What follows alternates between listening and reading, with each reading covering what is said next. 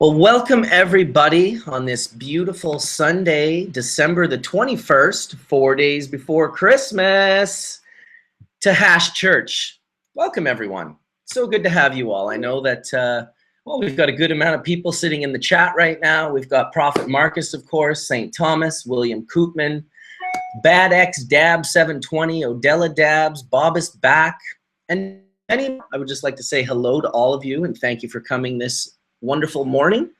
I have just sent out the link to Mr. Robert Connell Clarke, and Mr. Robert Connell Clarke should be showing up sooner than later here in Hash Church. I just sent him the link, and he's going to talk a little bit today about his new book. I say new, but he's been writing it for 17 years, if you can imagine. 17 years, that's a serious amount of time for a book. So he wrote this book in conjunction with another gentleman. I don't have his name right off the bat, but I will mention him later. I believe it's Mark something. And so they wrote this book, and they have a new theory, and they're going to tell us all about it. Welcome everybody on this beautiful Sunday, December the 21st, 4 days before Christmas, to Hash Church. Welcome everyone. So good to have you all. I don't know where that's coming from. Well, we've got a good amount of people sitting in the chat right now. Like I have no idea where that's coming from right now. Of course, St. Thomas, William Koopman, Bad X, Dab 720, Odella Dabs, Bob is back, and I would just like to say hello to all of you and thank you for coming this wonderful morning. Where am I picking this up from? I have just sent out the link to Mr. Robert Connell Clarke. Sooner than later.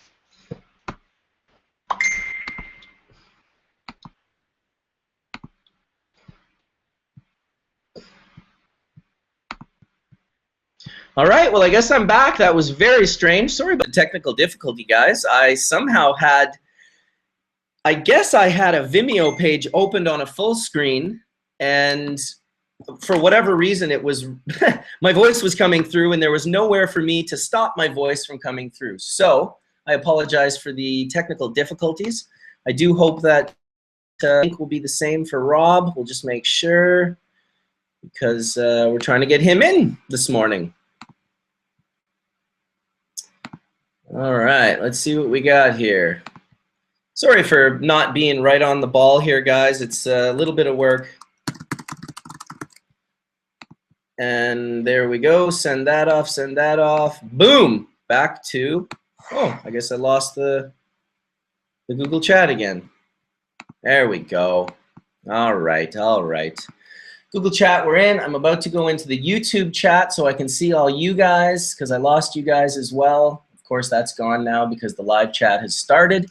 So we'll have to look somewhere else for it. I'm really excited about Hash Church today, guys. I think it's going to be a real good one.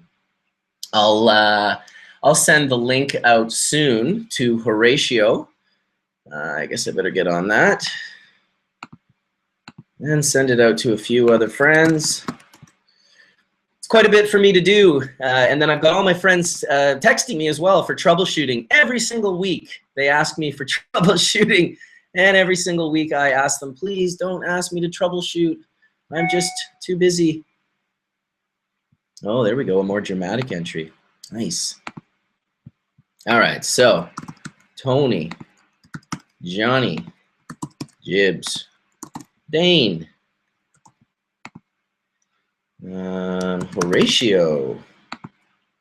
All right, that should be good for now. And let's see, are we going to get Mr. Rob Clarke in here? I guess I'm going to start with a bowl. You know, it's Hash Church. It's been a little bit of a stressful time getting into everything organized and getting all this started. So I have the tiniest little bowl of the CBD Renee left. And that's what we're going to start Hash Church with today. Okay, so here's a beautiful thing. My D-nail is actually on at 75 degrees right now. It was not turned on. So I'm just turning it on now. Click, and now you can see she's going to go up. So one of the things I love about the D-nail product is how fast I can turn it on and how fast I can turn it off. Man, you said it, Bob Marley. Mad multitasking skills. I'm answering questions from buddies. I'm getting us up on. Yeah, I have to actually up at 75 degrees right now. How's it going, Horatio? So I'm just turning it on now. How's it going, John? You're gonna get muted until my voice doesn't come through your microphone anymore. Big, huge surprise on that one. And we're almost heated up to par here. These guys are coming in puffing. Where's your puffing there, Horatio? Just warming up. It's so Sunday morning. Let's see what I got. You should have seen me 2 minutes ago. I was tripping balls. I started the Hash Church, and then, like John, the YouTube video was on, and it started late, and my voice started coming through, which is never really a big problem. I usually just close it right away. But I had a Vimeo page opened full screen to the left or right of my Mac screen, so it wasn't there. You had to kind of click on Firefox, and then it would slide over. Oh. But there was no actual way to close that box, and that box had the YouTube in it. So I actually had to stop the broadcast. I was like, ah, fuck! So you guys missed the drama. Oh, I saw it. I couldn't get in. No, but I turned it off pretty much. Yeah, I watched the first 3 minutes. I was like, no audio, eh? Well, we're working now, buddy. We're working now. We got audio. We already have 110 people in the room with us. And we are just awaiting Mr. Robert Connell Clarke to slide into chat here. And I'm really going to kind of put it on Rob this morning. We're going to let him do some talking. We'll ask him a few questions and kind of lead him into his theories and let him tell us a little bit about well, we'll start with a little bit about the evolution and ethnobotany of cannabis, but then obviously we're going to get into some marijuana botany, and we're of course going to get into some hashish. So, boom.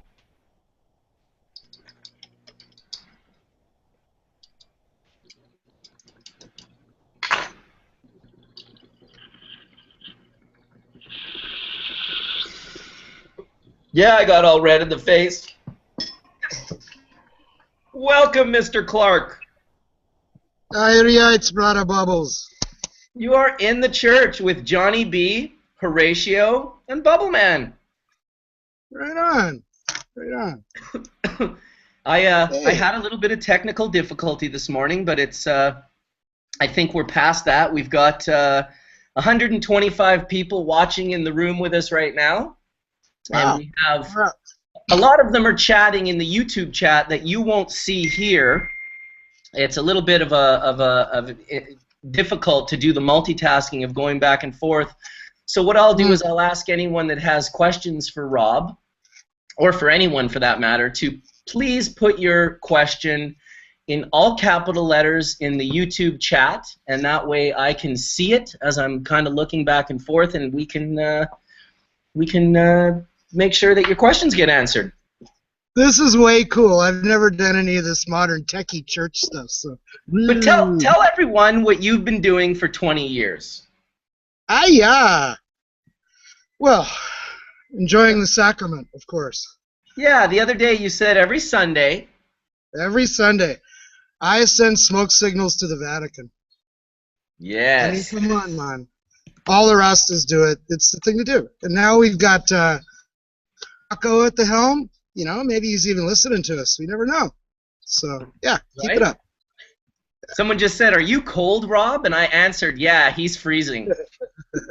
Yeah, I'm in Southern California, but let me tell you, it's not a normal SoCal year. It's been raining, and it's cold, man. I'm sitting in the sun, and I'm cold. Ugh. Yeah, that's insane. So we got Johnny B's in chat. You met him in Amsterdam with me. Yeah, man. And we also have Horatio, who's he's a friend of mine who came up with the using D-limonene as a solvent to extract oil. All right. Heard about you. Nice to meet you. Nice to meet you. Very, very different, you know, something different, Rob. What? Just the D-limonene extract, you know, it's just something that I've been like, what? You're using a terpene to extract? I mean, what other terpenes will we be able to use to extract resins? And will there be terpenes that have less of an intense smell than D-limonene? Because some terpenes are a lot more, I don't know what the word is. I call it volatile. And I think of it as raspy or intense to extract oil. Boom. Quick on that. Welcome, Darrin. I just muted you because my the YouTube voice was coming through on the loop. So you met D420K yesterday, Mr. Dry Sift General, making up the dry sift in Prince George. Good morning. Good morning, good morning, good morning. Permanently High says good morning. And Profit Marcus and The Kind Brew and the 1 Pound Club. SoCal in the house, 818. That's it. 818. And we got lots of people in from Europe and from all around the world, so it's all different times while we sit here and we discuss. I mean, I guess we're going to start church with some sacrament. I think we should all send smoke signals to the Vatican. Absolutely. I mean, it seems like the thing to do. Absolutely. Interrupt here for a second.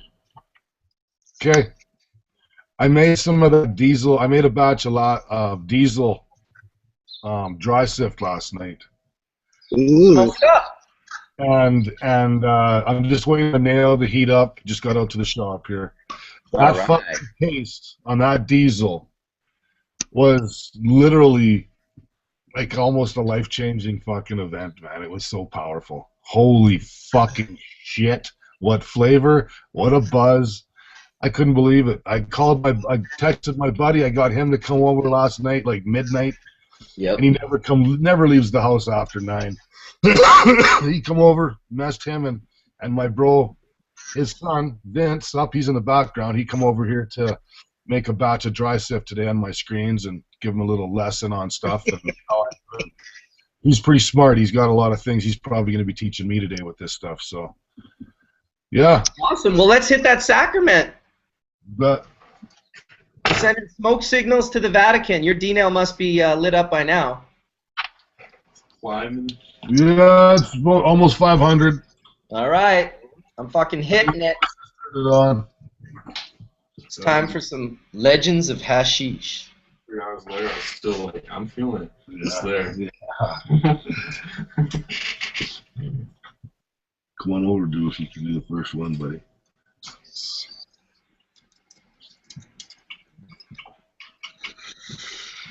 Wow, I really need to clean my nail. It's dirty as fuck. So someone had sent me these really cool 10 commandments, Rob, the 10 commandments of Hash Church. And I can't find them for the life of me, but man, were they classic. I read them in one of the Hash Churches some weeks ago. I can't remember which one it was, but if you're listening out there, guy that sent me the 10 commandments of hash or the 10 hash mandments, please send those again because they were awesome. And I really would love to read them every time that we do this Hash Church because it's comedy. So, Rob, I was watching your talk today. I had caught you hearing me? I caught it a few times, your talk, and I had seen it. But really watching it today was I was able to kind of like just get more of a grasp on one of the things that made me laugh for sure was the NLD. The NLD term, the narrow leaf, what is it, narrow leaf drug? Narrow leaf drug, yes, that's what distinguishes them. They're druggy ones. Yes. So Rob's gone in, everyone who's watching Hash Church, 145 people at this point in time. Rob's gone into this, let's just say, a lot deeper than most people have thought about it. And I think it's because of what he's been living for the last 30 plus years and the experiences that he's been able to have, especially in his travels, because for those of you that don't know, Rob travels an enormous amount. I wouldn't even guess at how many countries that he's been to, but I would guess that it's in a very high number. He's a traveler, and so he gets to see you know, the cultures, the indigenous people, and he gets to hear the history differently than you would hear it if you were to, say, read it in a book. He gets to experience that history. And I guess that experience over these years, because you wrote that book over the course of 17 years, if I'm not correct. Yeah. That's unbelievable. Yeah, Mark and I worked on it for 17 years. We met at Mark Merlin. He's my co-author.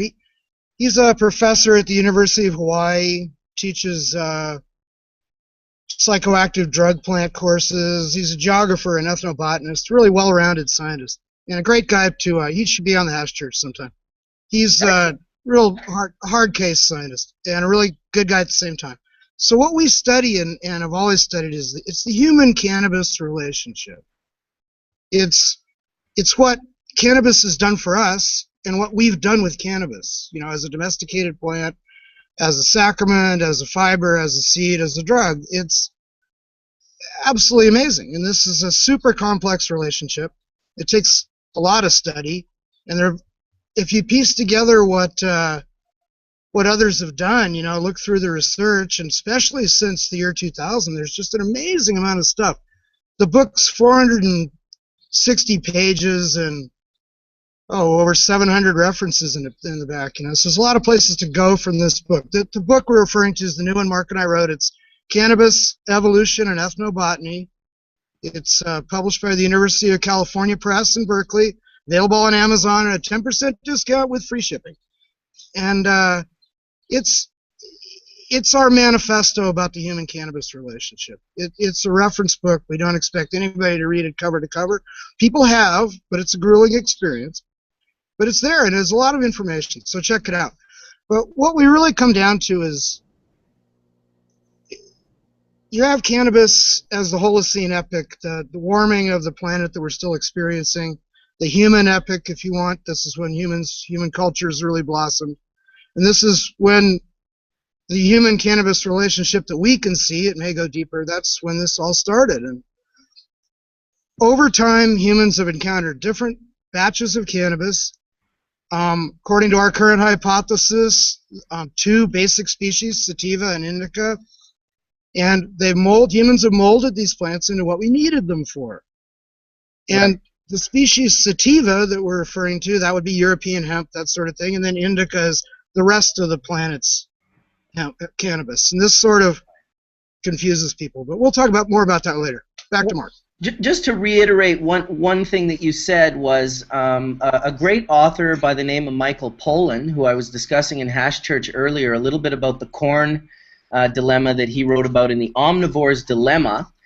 He also wrote a book called Botany of Desire, and it really is sort of a beautiful, almost a soliloquy of what Rob just said, and it's in the relation to the most successful plants that cannabis has had, or cannabis, that humans have had, the things that we've desired. It's always our desire, the botany of desire, and it's I think he goes over the potato, the tulip, cannabis, and apples. The apple, which wasn't for the sweet, wonderful fruit, as you may think, but it was for the inebriating booze that it inevitably produced. And Michael Pollan writes beautifully about all of those things. But it's interesting that it is our desire that has shaped cannabis to be what it is today. It's absolutely true. He does express it well, and he's a great. Michael Pollan has the great skill of bringing narrative science writing to the public. It's something that Mark's better at than me too, but I'm really envious. Good work. Yeah, humans, it's a long relationship, and humans everywhere have different desires and different needs. Let me just begin again with how we separate these. We'll finish up with the sativa part of this. Yeah. Let me just cut to the chase, guys and gals. The new way of looking at this, right or wrong, maybe it's wrong, we'll test it out and see, but what makes sense at the moment is, sorry if I squint occasionally, I'm looking right into the sun. The cannabis sativa is European hemp. We wear sativas, we eat sativas, we love sativas, we don't smoke sativas, okay? That's not what we do. We smoke indicas. All the stuff we smoke is indicas. We'll talk about that in a minute. But let's get back to sativa. This is a misnomer that came simply because the drug varieties that we call sativas have narrow leaves, at least as opposed to the broadleaf varieties, the Afghan varieties that came on the scene more recently, and they were the different ones. So that caused us to differentiate between the new kids on the block, the Afghans, and the old kids on the block, the Indians, the Mexicans, the Colombians, the Jamaicans, the Africans, all a big neighborhood, you know, before the Afghans moved in. And it's fine, we love the Afghans, but once they moved in, we had to differentiate all the other stuff that came before. And those got called sativas because they had skinny leaves. And if you look at European sativas, you look at the real sativas, cannabis sativa, you look at the escape stuff in the Midwest, same species, it has narrow leaves. The only bugaboo here is it doesn't get you high. It's not the sacrament. It's protective clothing. It's all kinds of other ritual aspects. Longest chapter in the book is about the non-psychoactive ritual uses of cannabis. We can have a whole church about that. That's rich in cannabis sativa and cannabis indica. But that's useful. The sativa. And yeah, useful. It's the useful one. We had good values for it. Not that getting high isn't useful also, but yeah, at the time, that's what Linnaeus had in mind, and that's what he meant. I was just going to ask you about Linnaeus. The audience cannabis indica meant the cannabis from India, hence the name indica. And that's the first one seen, and since then we have the rest. We'll talk about those in a minute. Can you tell them a little bit about Linnaeus? Linnaeus was a Swede, and in the 18th century he named cannabis sativa. He's sort of what they call the father of modern taxonomy. And there were people before him who tried to organize the plant and animal kingdoms and put names on things and figure it all out. But he's the one who came up with what they call a binomial system, based on Latin and Greek also. You kind of can't have one without the other. But yeah, he went through and made the binomial system where you have two names, binomial, and one's the genus name, the one we capitalized, cannabis. And then you have the other members of the cannabis family, the Clarke family, the cannabis family. You've got the Robertson, the others, and you've got the sativa and indica. And people often talked about ruderalis. It's another subset we could talk about, but yeah. So that's basically what Linnaeus did for us. But he only named sativa. Lamarck came along later and named indica, like 20, 30 years later. And what he meant by that was the cannabis people in Europe hadn't seen before, the stuff that was brought from India that started to have the claims of medicinal value and things like this. And it was a different species. So he named it indica. Once again, meaning from India. And it had narrow leaves. We have to figure out a way on Hash Church maybe to show pictures or do it through a YouTube channel. But, you know, I could show illustrative photos of all of this. Yeah, absolutely. Well, I was going to mention to people if they wanted to, because it's not technologically impossible, you can open the YouTube video on the front page of Bubbleman's World, and it's Rob's talk at the High Times Cannabis Cup this last year at the Melkweg in Amsterdam.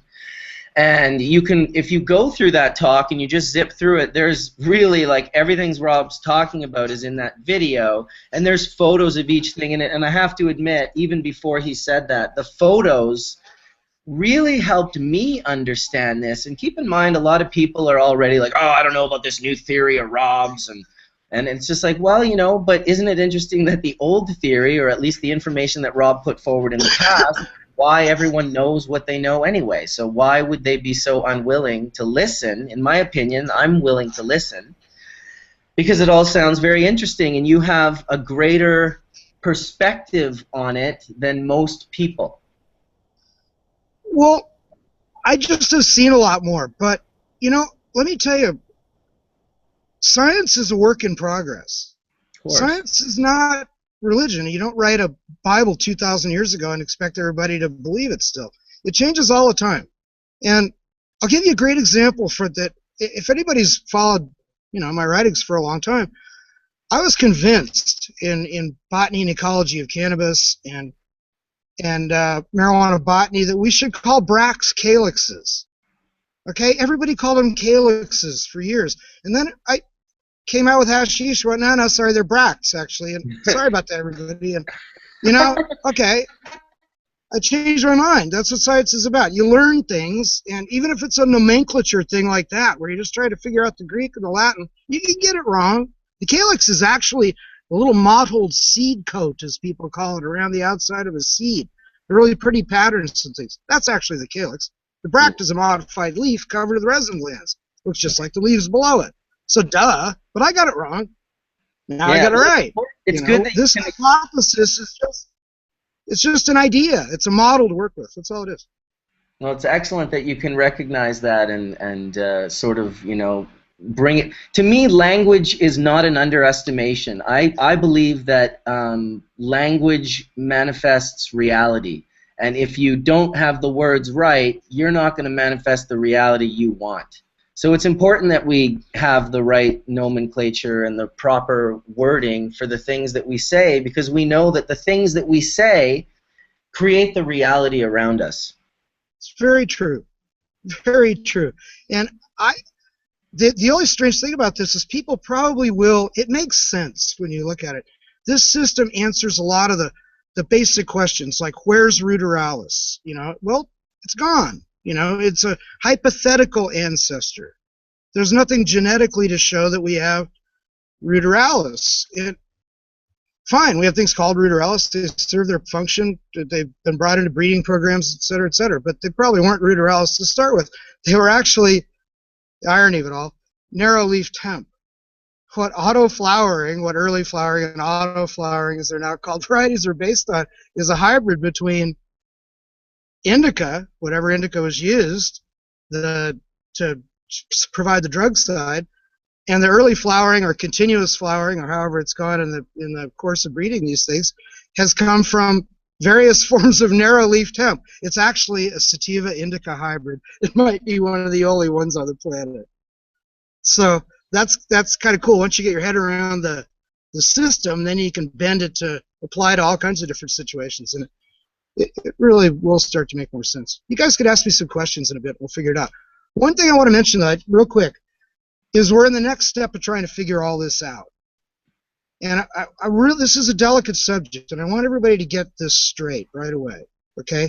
We are going to work to find the answers to our evolutionary questions and to educate people about what varieties they smoke, and as a way of identifying medicines for people so they have, you know, repeatable medicines to use each time they want to treat their indication. We are going to use genome technology. Now listen, you guys. Genome sounds a lot like GM, which makes people go, Monsanto! We're not with Monsanto. We're not doing GM. And we are going to use genome technology, what's now called next-gen technology, to analyze the genomes that's going on right now of hundreds, nearly 1,000, dispensary samples from around the United States. And we're seeing what the gene profile, fingerprint is not quite the right word, this is a little more advanced than that, but see what these profiles look like. And they're data, okay? They're not genes. And even if you had the genes, you can't make organisms out of a test tube full of genes. That's science fiction, okay? But you can get information about plants. And the next step with this that I'd invite you all to participate in, if you have other questions about this, please contact me. I'm easy to contact these days. I'm at cannabisdna@yahoo.com. Cannabisdna, one word, no little subscripts or hyphens or anything, just cannabisdna@yahoo.com. And I'll explain it all to you. It's what we're looking for to root this, instead of just having a sort of a network of data of all these modern varieties, which, as you all understand, are completely inbred. They're if you look at all the different parts of the modern cannabis medical and recreational genome, it's a deck of cards, okay, and they can only be shuffled so many ways. And you're going to see in the data that's being collected now, I think, our prediction is that you're going to end up with a big network and not very many loci, not very many density places in this cloud of data. It's going to be hard to work with. So we want to root this in the building blocks that made the varieties we have today. Those are called landrace varieties. They were both NLD, narrow leaf drug varieties, majoritively they were, and then more recently Afghan varieties, but living examples of these are rare. The hybrids survived. The original land races are not so common. We'd love to have materials from plants from those, dry leaf material or something, but we don't need that. And we don't need to grow plants to do this. We're not going to grow people's seeds, but we'd like seeds. And we have flowers from dispensaries, but for this next level of work, to build this genome tree, this evolutionary tree, we need to use dead seeds. I'm calling this the magic cigar box. It's just what your dad probably or your granddad had stuck under the bed, and he never got around to planting, but he's still got those really cool Acapulco gold seeds or the Panama red seeds or the, we all had them. That's what all of these are based on. But we'd like to get those old dead seeds, and even a dead seed you can take enough DNA out of to put together useful information. So please get involved in this project. I can't talk about the whole thing now to take the whole church, but write and ask me questions. That's the first way we start with this, because people, as soon as I start mentioning this, they freak out and pull the Monsanto deal. And I'm tired of it. Read, get educated. Don't just do knee-jerk reactions to modern technology. Listen, Have some Rob, fun. Let's learn some stuff. I literally just had this conversation in chat earlier, and it was something that Daryl Hudson had told me. This is a young kid with a PhD that's doing all sorts of consulting around the world for cannabis right now. And he's, you know what, I really like him. He's a smart kid, and for his PhD, he did a GMO on rice, and I was like, what, a GMO? And he's like, yeah, see your reaction? Like, that's the reaction Monsanto paid for you to have. And I was like, what are you talking about? And he said, well, basically Monsanto has made getting a GMO so difficult. What Monsanto first does with their genetically modified foods are they infiltrate our food source with toxic chemicals that give us diseases and kill us. So that's called Roundup and other chemicals that are like Roundup. They work that into the seed, into the food, and it comes right into the food. That's what their genetically modified version is. But there are scientists and people out there who are actually trying to modify food to, say, feed more people, have a higher quality of protein, not using weird chemicals, but using genetics. And so this guy is one of them. He developed this rice, and he said because of Monsanto funding all the lobbying against GMOs, they're the biggest funder of anti-GMO lobbies, and why they did that is because they made it cost about $500 million and about 800 flaming loops to jump through to get a GMO patent. So they can do that all day long. They've got hundreds of them. But anyone else, any normal person that has a breakthrough with food source that's able to, say, feed a country that doesn't have food, well, they're never going to get that fucking passed ever. So how evil is that? Yeah, no, you're right. It's a disinformation campaign. I think they operate by that. There's no publicity is bad publicity. Yeah. And they just steamroll over everybody. I've had a hair up my ass about this whole thing for years. It started with me with Ciba Geigy. I mean, this is more a European perspective, but Ciba bought up, and Monsanto, they bought up a lot of the family seed companies. You know, years ago, the American and Canadian family seed companies and all the European ones, and they brought them together into giant seed companies. So they own, basically, just by marketing rights, the genetics for a lot of the varieties of even vegetables and things, that like garden vegetables you might buy. These guys actually own them. So that's kind of weird. I mean, it has not too much evil's come out of it so far, but they hold all the cards. So. Well, see, what people forget about cannabis varieties is there's nothing protectable. Right. There's no protection. They're in the public domain. They're already out there, guys. Your clones are out. Your seeds are out. It's history. If you want to protect things in the future, you're going to have to create new things, and you're going to have a system where you can protect them. And we can invent our own system. We don't need the government for this. They won't do it for us because they're not legal plants. They're not listed for plant protection. We can start our own system. Why not? We got the lawyers. We got IP lawyers. We got no reason we can't do our own thing. True story. Yeah, invent new things. Keep them under your hat. Protect them when and if you can, if we can invent a system. But you have to protect yourself. Coca-Cola doesn't have a patent on the Coca-Cola formula. They just haven't told anybody about it for 100 years. Hey, welcome to True, who just came into the chat. True Cannabliss, winner of High Times Cannabis Cups and Legends of Hash sorts of things, and Dabadoos, and really just all-around good fucking guy. So welcome, True. I muted you. I did. Just because we don't like to have the mics live, so whenever you're not talking, we always just push the mute button, like I'm about to do.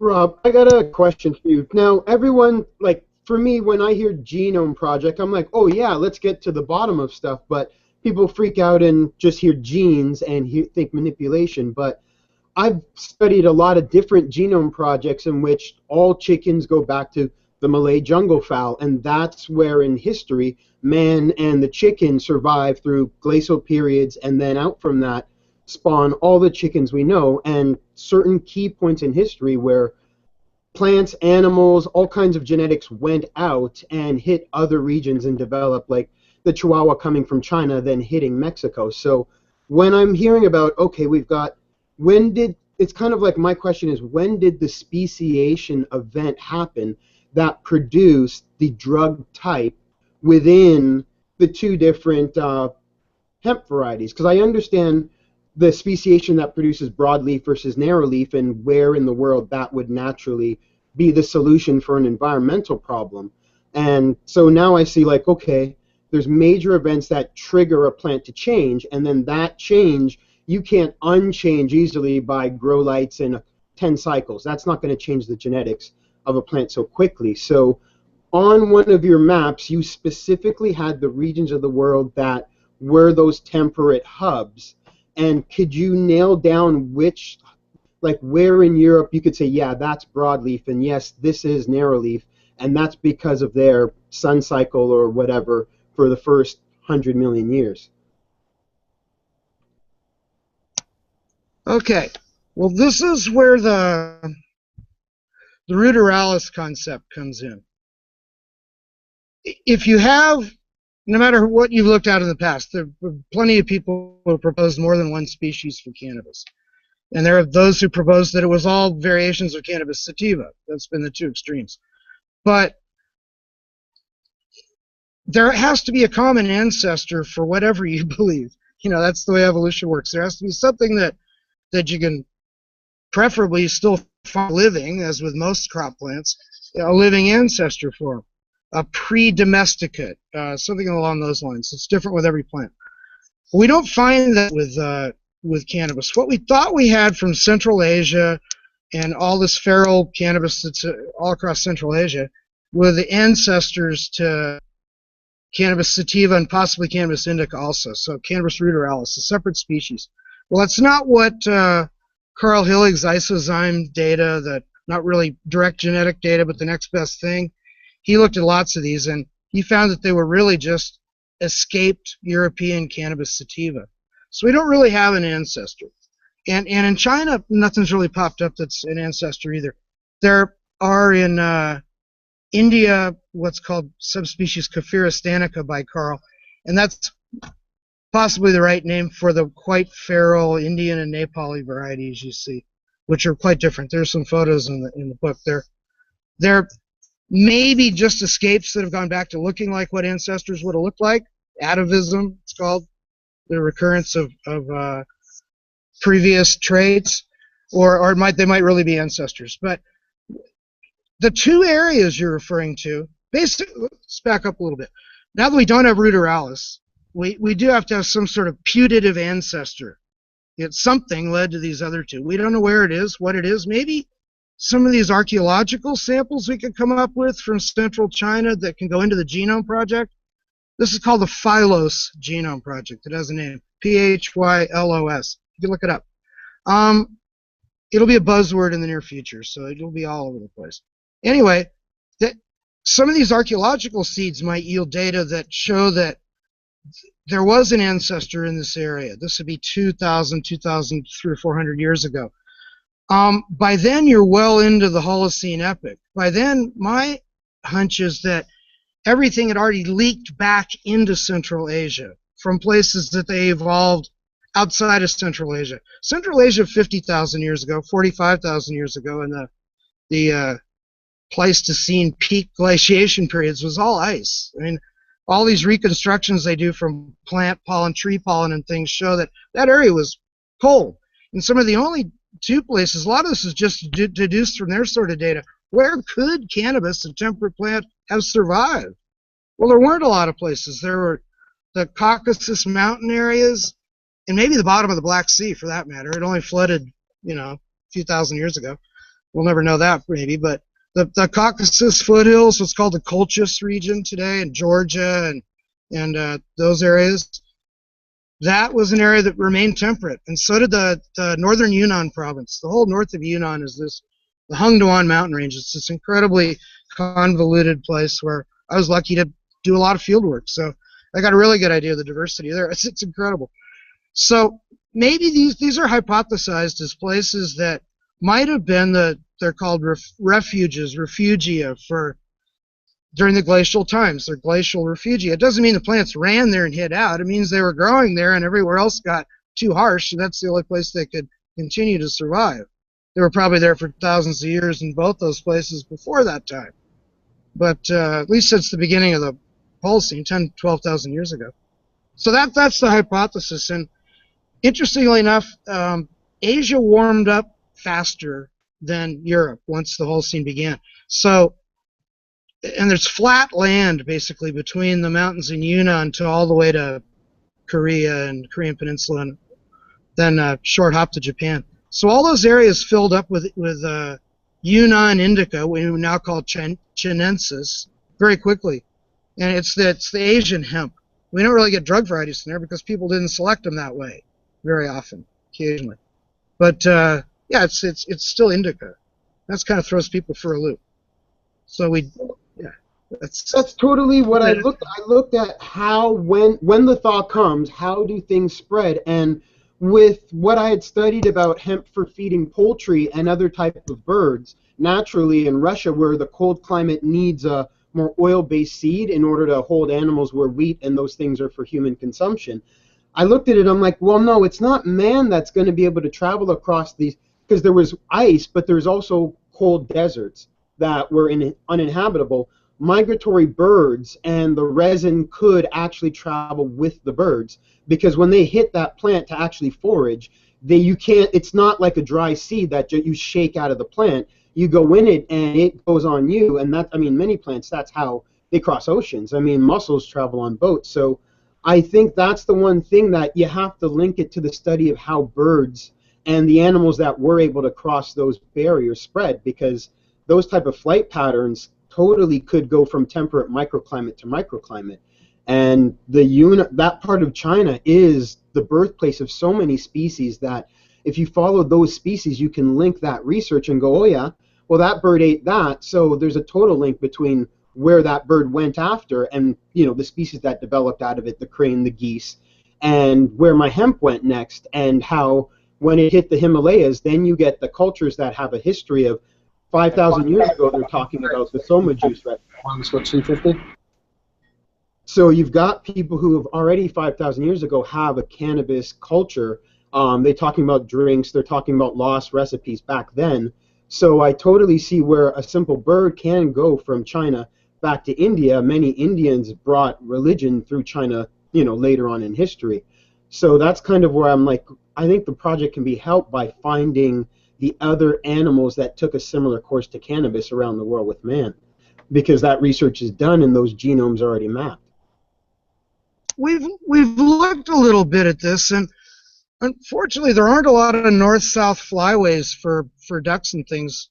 You have to look at birds that don't crack seeds. A lot of birds break seeds. Finches, sparrows, bad things to move seeds around. But the ducks and geese and those things do. And there are north-south flyways through Europe and down into Africa and all this, but they don't happen to jump the Himalaya very much. So yeah, I'm with you on that. And of course, there were birds around before humans started moving around a lot. But yeah, back to the human thing. I mean, if you look at Xinjiang province in China, which is sort of smack dab in the middle between European and Asian cultures, what they're finding out now is that the mummies they're digging up and things the last 10 years, more than that, are they're Westerners. They're tall, red-haired, plaid kilt-wearing sort of types, largely. And this is 2,500 years ago in what's now China. So modern scientists, and even a few Chinese ones who are thinking outside the box, are starting to admit that a lot of what became Chinese culture, the Yellow River cultures and Yangtze River cultures, which aren't that much further east than Xinjiang, were probably influenced more than has previously been thought by Western culture. So, including agriculture, we would think. So, if you were looking for diffusion at early on in the Holocene and stuff, maybe it was from west to east. I mean, I don't mention this in the book, but just something to think about. Maybe we Westerners had more influence on the whole Chinese scene than is presently admitted or known. It'll be fun to see in the future. But they keep digging stuff up out there, and it's really dry, so things are well preserved. It's so cool. That's where the 700-gram cannabis stash in a shaman's tomb came from. That's been all over the internet. That's great. Those same team of Chinese scientists keep digging stuff up, so it's really cool. I've got a question. More very soon. Yeah. I've got a question from someone that's asking quite a few times over and over again. They might just need a simple reply, and they're saying, "What exactly?" If I can find it now. It's always nice when the question disappears. I really wanted to ask your question. I guess he wants to know the difference between the indica and the sativa. Is it a DNA? Is the difference in the DNA? Well, if our theory's right, then yes, of course, there'll be a marked difference. We'll be able to see differences between European hemp varieties and the rest of cannabis, which should look somewhat grouped, whether it's Chinese hemp or Afghan or Indian. They should be somewhat grouped if they're a species, the species indica, and the other group, the hemp varieties from Europe, should be another species. They should be grouped in the data so that we'd be able to call those sativa.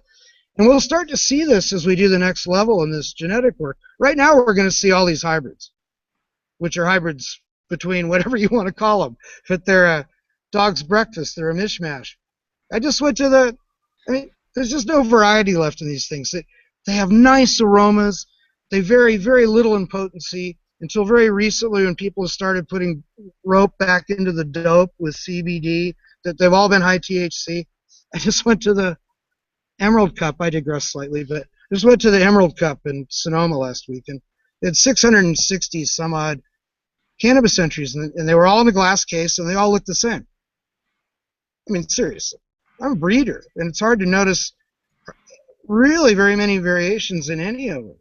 And of course, they're all grown outdoors. They're all grown organically. There's a lot of similarities in the way they're cultured, but you don't see a lot of variation. Where's the stretchy hazes? Where's that stuff? Well, it's just not there.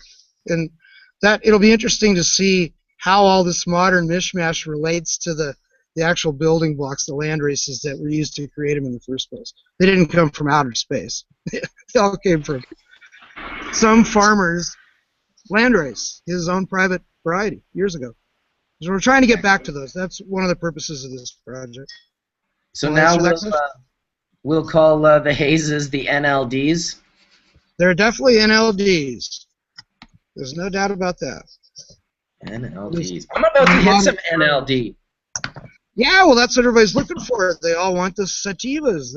People prefer to smoke sativas. And where were they? Well, we lost them. We juggled them, and we dropped them. As a group, we dropped them. You know, there aren't that many left. Prohibition. Yeah, people, what I hope this genome thing, too, will get people to break out the secret cigar box, the magic cigar box, and try to grow a few of those seeds. Get in touch with me, and I'll tell you how this works, but we don't need living seeds, okay? If you could crack those puppies and grow them, do it. If they don't crack in 3 or 4 days and look vigorous and whatever, then dry them off real good and send them to us, and we'll do the DNA out of them. It's too late to do anything else with them. But don't, especially if you're paranoid, don't send us anything living, for God's sakes, but get it out of the box and grow it. Don't let it die. If it is alive, deal with it. Right? Awesome. Redline Genetics was also there. Did I chat with you, Robert? How would he know if he chatted with you? Well, I have a bad memory, but possibly. But he didn't. I don't remember Redline Genetics, but I'm bad with these things. I apologize if I don't remember you. Yeah, it's a lot of checking out. But otherwise, it was really quite an amazing event, wasn't it? Yeah, it was. It was real heartfelt. It was good. It was low key. I thought it was a little bit odd that I actually had to use my recommendation for the first time. We're kind of mixed up down here. To enter the area where people were smoking and having the most fun, or I suppose actually technically they were self-medicating, but I had to go get a yellow wristband and I had to break out my recommendation and actually use it to get into the area where you could have fun. So I had to be sick to have fun, and I thought that kind of sucked. But other than that, it was great. You know, it really was. Yeah. Got to welcome Delisi. Delisi's in the house. Hi, Delisi. Yeah, good to see you, man. Good to see you. These guys are all blazed up and happy. Welcome Dane, who's in from Colorado. And what a nice hash church to just have Rob dropping knowledge. Good times. Good times. I guess Darren's making hash. So I got questions for all you guys. Got any old seeds? Got any old seeds? You know what? I have to have some old seeds. And you know what?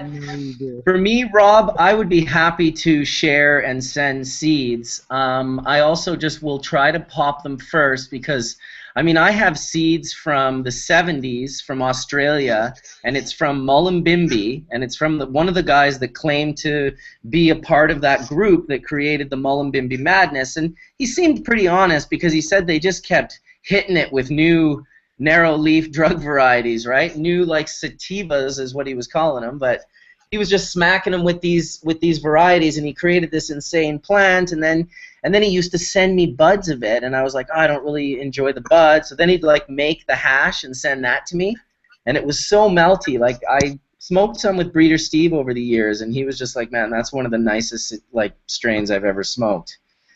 So I have those seeds from 1977 or something. They've been in a fridge the entire time. I did crack some 20-year-old seeds, and they cracked. One of them cracked, and I got a strain out of it that's now been passed around to many of my friends. My 1995 Orange Hill Lamb's Bread Hybrid. Good fun. Oh, you're muted. Yeah, I got that in the flower right now. It's doing well.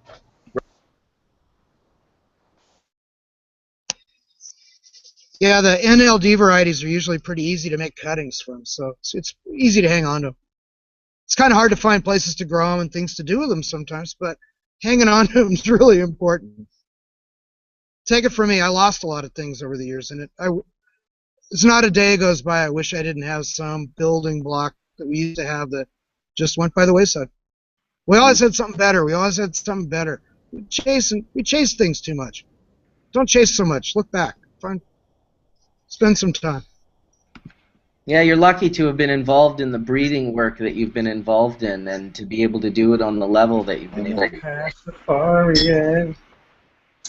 Listen to these fucking guys. Listen to these fucking guys. What's up, y'all? Oh, you know, we're just having a good time, man. This is Hash Church. I'm glad you guys got the link and came in. Awesome. Yep, big up Dane. Put me up with the link as soon as I shouted. Big up How's Dane. Amsterdam? It's cold as fuck, but good. Still smoking goodies left over from cup time. Oh shit, still. Look at that. I still got a residue in a terp vial, and I've been doing the odd little scraping off of that. That's funny shit, dude. Hey, solvent abuse is not cool, man.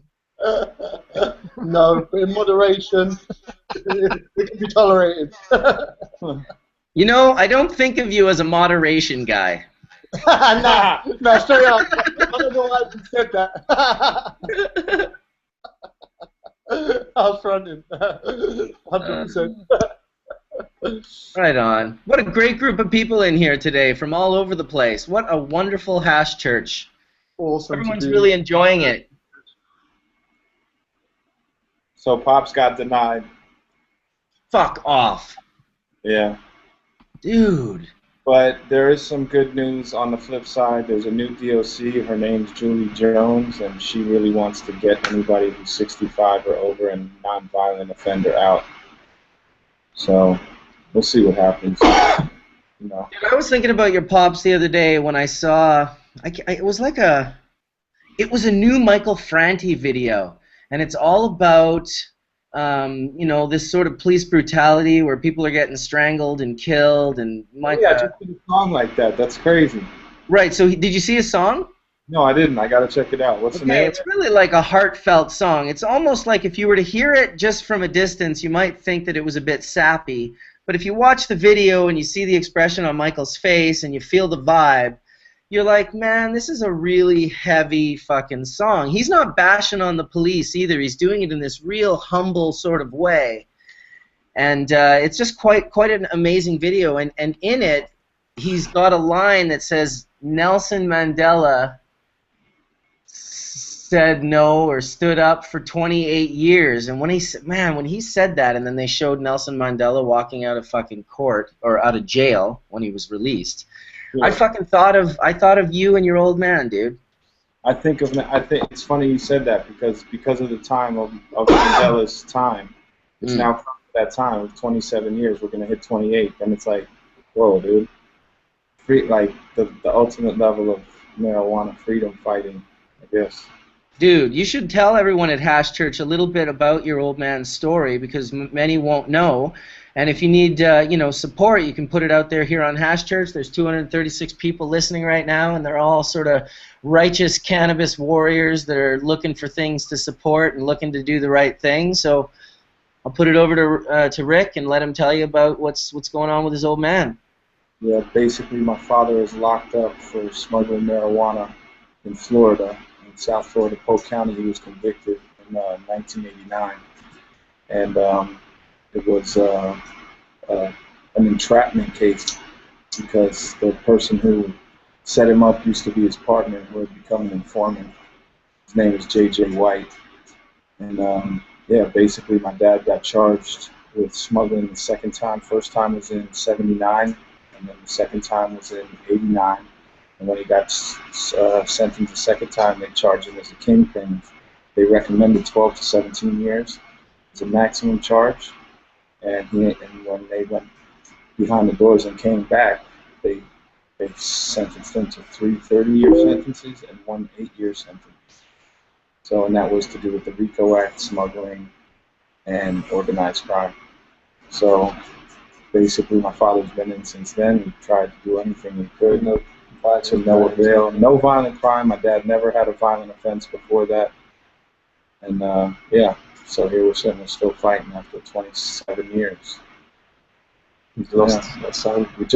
My little brother passed away in 2009. basically took his own life just from being a bit overwhelmed with life, I guess. And yeah, my sister's still free, fighting for him with me, and we're doing all we can do. So I also just, got amazing support from True, and True's doing some seeds that he's doing called the Free Delisi Pack, that he gives out free seed packs. We're just trying to do as much awareness. If you can go to freedelisi.com and sign the petition, it will help, and Rick Scott will see that people don't want him in prison. And that might help when Julie Jones is rounding up which prisoners she's going to release in the coming year. Yeah, So, dude. We've got a strong community, so I know we can get some awareness, and sometimes that's what it needs, just for people to realise and the right person to hear it, and maybe something can happen. And where can they see that petition? Where can people go and learn more about this? FREEDELISI.com.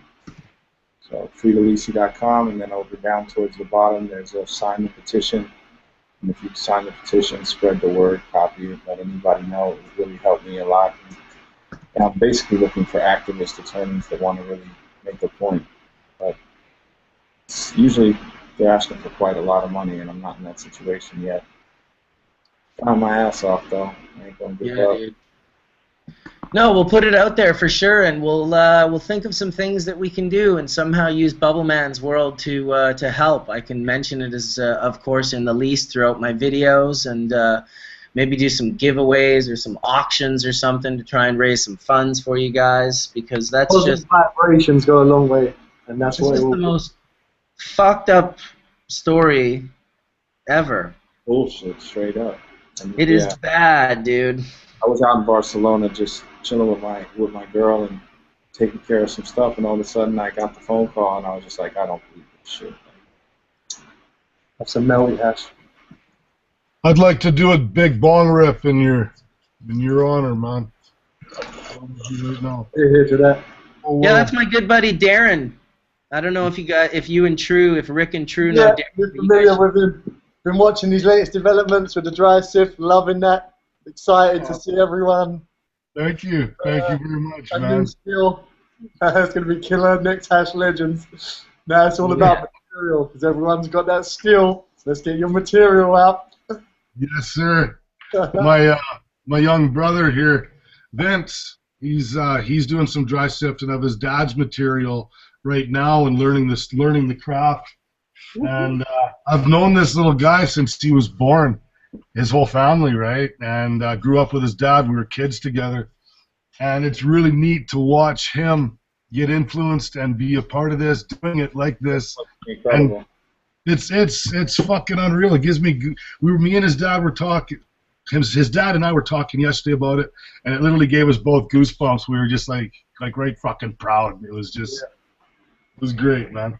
So here's to you guys, man. Sorry to hear about your struggle. Thank you.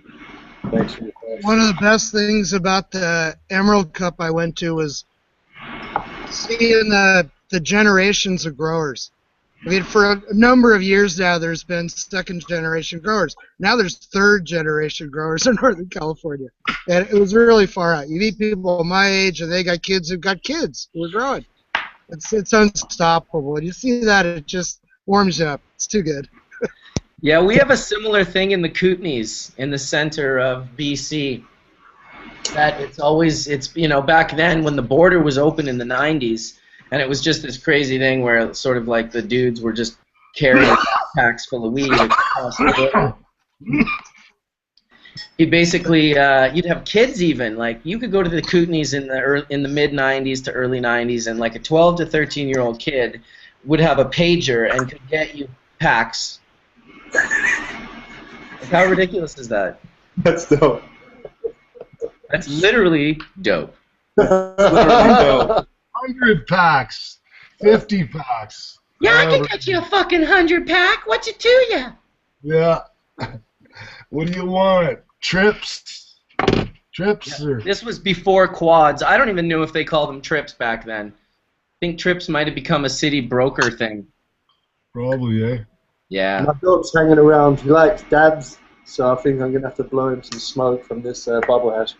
Your dog likes dabs? Bro, Yeah, he he literally loves it. goes wild. When He he tail gets wags, he like bites in the air for them.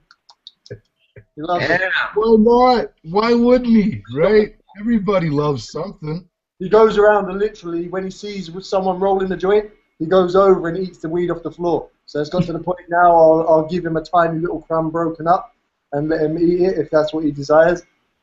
So he seems happy with it. He's got a leg injury, so I figure if he's searching for cannabinoids, then I'll give him enough that he ain't debilitating himself and he keeps himself happy. So it's just ironic. Perfect day to be my dog, huh? It's not only important for us to feed our endocannabinoid systems daily, but why wouldn't you want to feed the dog's endocannabinoid system? Exactly. His Right. works the same way. He's doing it on his own. He knows what he needs. He wants it. That's it, man. Instinct. Yeah. Natural instinct kicks in. Animals are slightly less ridiculous than us. I sometimes think when it gets to the point, because we're at this point where it's like, oh, first it was like only if you're terminally ill and dying you could use cannabis, and then it was like, well, you know, kids can use it, but only non-THC, high CBD, and then it's now at the point where we're going to realize in the next 10 years that it's like it's an essential food for our bodies. It is like they convinced us that essential amino acids are illegal and we're not allowed to consume them. That's insane. Are you crazy? They're essential to our survival. For real.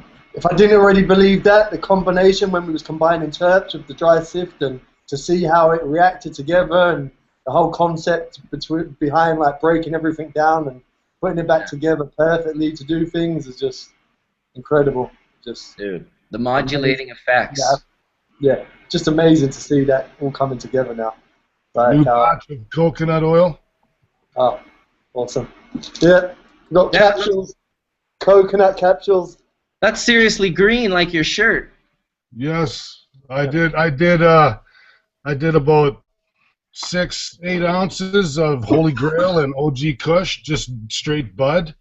Oh, Put wow. it in, and I did it at about, I took it up to 200 degrees, and I kept it there for about an hour and a half, and then I let it cool down, strained it, cheeseclothed it, and then put it in the freezer. So from here, I'll take a chunk out because I don't want to be fucked up every time I take it. Yeah. And I'll mix it with some more coconut oil, Mhm. make both of them softened up, and I'll put a scoop of honey in and maybe a little bit of cinnamon. Sure. And I'll just eat that like fucking candy. I'll take probably 4 or 5 teaspoons of it a day that way and keep my endo system stocked up and active. Nice. And I find the taste a little overwhelming when it's made with herb. I use hash to make mine, but I still strain it not with a cheesecloth, but with a 25 micron bubble bag, which holds the heat in of the coconut oil while it's warm and liquid. I really, really like. Here's I froze it right. Here's the water on the bottom. Here's the layer of coconut. Mm-hmm. I like the taste of the herb with it, and it's just like I love the flavor of it. And mix it with some nice organic honey, and some cinnamon, and you are fucking. It's like a dessert, man. You can't help it but pick the jar up. Whoa. How strong is that, dude? Very I strong. mean, how many milligrams of THC are in a measured teaspoon of that? Which is the way you eat it. I don't know, but I put about 8 ounces of bud into this to make it. In that thing. Whoa. And what is that, like 3 cups of coconut oil? It's probably It's more bud than coconut oil. Very That's 3 cups? This is a bud, and it's 20%. maybe 3.5. I don't know. I just scooped it, put it in because I can take this and I'll break it down into my other jars, right? Listen, if you guys haven't figured it out already, Darrin is super gung-ho. Like, every single thing that I've shown him, he goes out and does to the extreme. But dude, that's like 40 grams. Each spoon must be 100 milligrams at least. That's 10. That's 10 big marinols. That's a lot. People are taking a lot. That's what I'm getting at. It doesn't matter how much you're taking. In these things, I saw these incredible things around this cup. They were desserts. You know what jar cakes are? They look like the little mason jars, ball jars that you put your stash in, but they got a cake in it. It's a little half-pint thing, right? You could eat one in a heartbeat. If you had the munchies, you could eat one in a heartbeat. You could eat a couple of them, really. You could eat 2 or 3. I'm sure they're delicious. I read the label. They have 300 milligrams of THC These are 100 milligrams. in each one of these. What am I supposed to do? Eat a 30th of it? Or a 20th of it with a buddy, and then we'll get the munchies and eat the rest of it anyway. I mean, this is, to me, ridiculous. I make really strong stuff, and that is over the top. I did a 500 milligram candy, and it gave me a bit of a THC overdose. I had like a headache the next day for a good 4 hours. I've had that as well. You've had that? Yes, your eyes are just like they're dry. Yeah, you're just like you feel like your head's lightweight swollen. You're hungover, weed hangover for sure. Yep. I get the paranoid effect. I gotta go, y'all. I just want to say bye. Big up, Johnny. Hey, good meeting you, man. Let's see you next week, buddy. Take it easy, Rick. I'll be around more for next time. You taking off, True, or are you hanging out? I'm here. I'm here to smoke. Wicked. All right. Peace. It is. The thing with, I have a friend who's given up smoking. I'll give you the whole thing. But for the last 7 or 8 months, he hasn't used the nail at all. He was doing concentrates for a couple of years, and he realized it was not the right thing. Short story. So now he's taking the oil and he's eating it. And he's doing what you're doing. He's activating it in coconut oil. He cooks it like a heroin addict in a little spoon every morning and gets it all decarboxylated real good. Then he lets it cool down, and he does it at 5 a.m. every day. It's fisherman style. Because if you do it early, it does its whole time course. You activate it real good and do all that, and then take it early. It activates on an empty stomach. It does its whole time course before you go to bed. And then you can be a normal human being, and you don't wake up hungover. You wake up and do it again the next morning. That's all he's done for 7 or 8 months now. He's high as a fucking kite. But I swear to God. But that's all he's done. And the nail led him there. That's another. We could talk about the church and the nail and all this stuff. But that's what, torching a nail, getting it too hot, and doing all that's what led him there.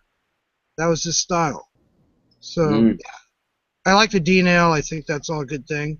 Keep it all within bounds. And I like the quartz nail. Yeah, you can make. Well, I just don't like heating things with a torch. But you can. Me neither. You can put the real good full melt bubble stuff in there. You don't have to do these silly extracts. I mean, come on. You can get the whole thing, the whole plant thing, and stick it in there. I know a lot of people. I mean, only bad half makes lumps. So. A lot of people think that dabbing means that you're smoking oil. But really, dabbing, to me, is a process, and it can be whatever you're dabbing. Make up another word. Once again, the lingo will determine the mindset. All right, how about babbing? There has to be another word for sticking non-solvent stuff on a heated device. There has to be another word for it. There we go. Phyto Cannabinoids. Quartz inhalation. I got a question for you guys today. This is one I get a lot because of the introduction to live resin and the concentrate scene. But the question is, what's the difference in the terpene profile between live resin or dried and cured trim that you run a concentrate of? From my understanding, there's more terpenes. Maybe some of the terpenes evaporate after the plant dries, but I want to leave it to you guys. Want me to start that first? What's that? Yeah, take it. Through the whole process, if you smell them, you're losing them. That's the basic rule. You're losing them every time you bump them in your grow room. You're losing terps every time you hang them up to dry, and you're losing them when you make water hash, and you just lose them all along the line. And the ones you lose the easiest are the ones that smell the best, because they're the ones at the lowest boiling point. And as it turns out, look in the back of that book, Hashish, that guy wrote. There's a whole table in the back. It starts with the lower boiling point ones and the monoterpenes and goes up through the sesquiterpenes. They're like a terpene and a half. They're bigger, they're heavier. And the The real volatile, light boiling point ones they actually are volatile below room temperature. So you tend to lose them really, really easy. And those are the ones that, yeah, you want to get those back somehow. Because your trim, for instance, back to your basic question there, that's already been dried. And it's nice, and you haven't bruised it up, and it's missing some of those terpenes. The live resin thing really gets them. And this new technique of getting the ones you're missing back from the ice water, that's got to be the best thing going so far. So yeah, all solvent free and wait a none of those second. things. Can you give us more explanation on getting the terpenes back from the water? What's going on there? Please. I'm not the guy who can tell you that. That's right. There are other guys who can tell you that, and they'll weigh in when they're ready. They'll weigh in when they're ready. But that's the serious way forward. And there's Kenny at Trichome Technologies. He's got a way of getting them out of the air. So this is where it's headed. You know, it's only going to get better from here, but you got to get those back. And those are whole plant terps. It's not this off-the-shelf glue-sniffing mentality, which, great. That's what we did to ourselves to teach ourselves that terpenes were important. But that's not old school even. That's just stupid. So, yeah, we got to stop doing this. I'm not a glue sniffer, and I've given it up. It was for the sake of science. It's not for the sake of recreation or medicine, really. So the off-the-shelf thing I'm not interested in. But having whole plant or part of the terpene extract added back in, the missing part added back into a bland preparation, and gee whiz, how much better can it get than that? Think of something better than that for New Year's. Well, that was Kay. It was Kay that basically said that to me maybe a year ago now, while he was been working on his own terpene isolation and trap. I think he's working on a component that fits on these vac ovens that vacuum out all the fucking terpenes. He's trying to recapture those in the air. And he was the one that told me, listen, what you need to do is you need to figure out a way to get those terpenes out of the water. And so literally probably within the week, I told two people. I told Horatio, who's in the room right now. I said, we need to figure out, because these guys are kind of thinker dudes, and they're the kind of doer guy. I'm not going to like build some fucking thing and figure out how to extract terpenes from water, but I'm very likely to plant the idea in someone's head who may have not done it had I not planted that idea. So I told Tony and I told Horatio, and Tony fucking came back with pure terpenes like, I think it was like maybe 2 weeks later. And I was just like, how did you do that? He's like, well, you know, one day I'll tell you. I was like, holy shit! I wish he was here. He's with his family right now at a brunch, but he wanted to be here, and he said he had that he would try to come in towards the end of church, which I would guess would probably be closer to noon West Coast time, which is in an hour and a half or so. I'm glad it was a generous, kind-hearted person like Tony that figured it out. What's that? I'm glad that it was a good, generous, kind person like Tony that figured it out, because so many people, right? Dude, absolutely. All that douchebag who just hoarded it and like just lorded it over everyone. Instead, it was someone who was just super excited for everyone to try it. If he would have given every single person in Amsterdam a terp chaser, and everyone, dude, of course. See everyone just grinning and that wow look after, and how happy Tony was every time. It was just like such an awesome thing to witness and to be a part of that. Historical for certain, dude. Historical for certain. 100%, man. I loved it. Tony's the man. We dig Tony. I've got a lot of love for Tony. Yeah, he's a good dude. He's a cannabis warrior. He's got all the best at heart. Yeah.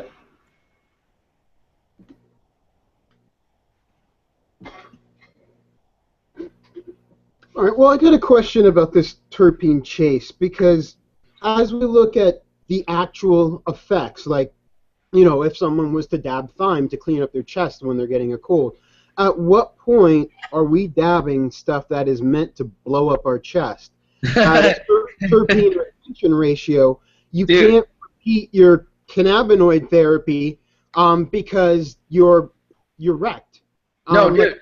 This, 100%. We should not be doing terpene chasers. It's like a pure solvent, and it's a historical thing in the sense that we're learning about how to extract the terpenes. We're learning about how to re-add those terpenes in, you know, basically even from day one that Tony showed me these, I said right away, I said, okay, you know we're using like 20 times more than we're supposed to be. And he was like, oh, no, like 100.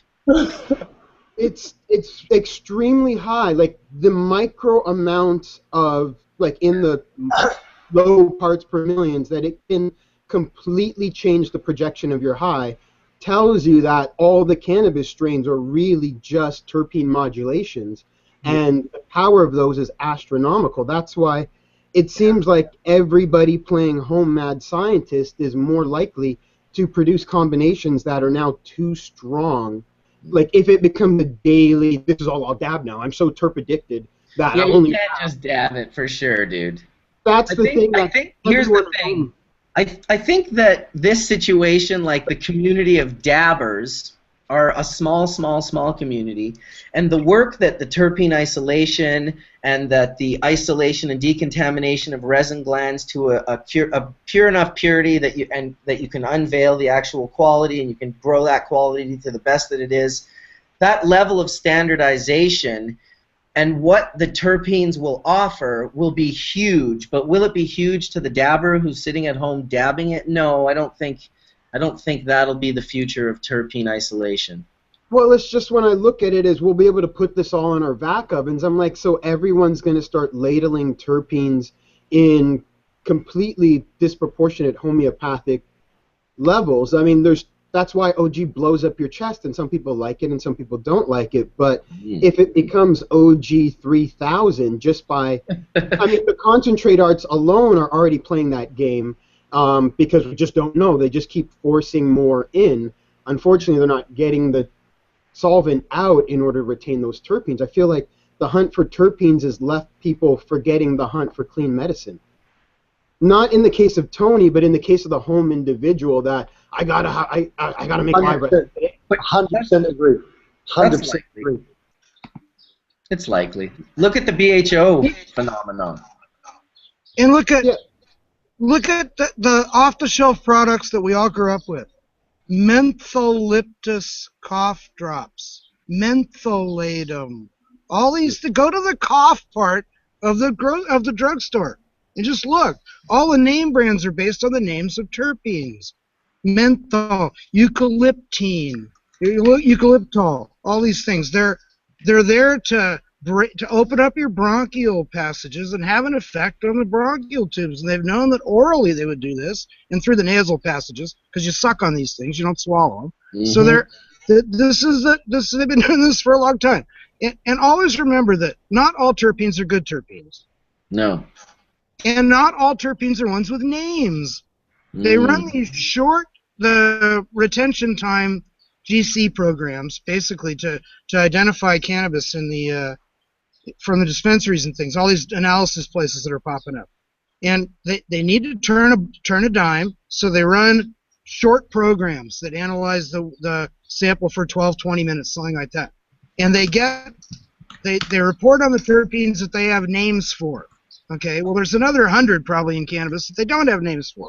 They're not the common ones. They weren't found in limes like limonene, or eucalyptus like eucalyptol, or camphor like camphene. That, you know, a lot of them are named after their source plant. They were discovered in something else. What about all the ones that haven't been discovered in anything except cannabis? And they're numbers. If you run out, you get peaks, and you get retention times, and you give those numbers, and you start sorting it out, and you figure out the unique ones, you know? And that's what the future is with the whole terpene thing with cannabis. What ones in cannabis do this? What ones make a haze, and also make the haze have a different effect? Haze has got exactly the same amount of THC as a lot of other stuff. No CBD, like a lot of other stuff. Why is it different? Okay, well, I mean, this is kind of why I had the question of everyone's like fresher, faster, and I'm like, well, no, let's analyze and standardize. I mean, there's a reason why I don't eat rhubarb fresher, faster, and I have to cook it. And Right.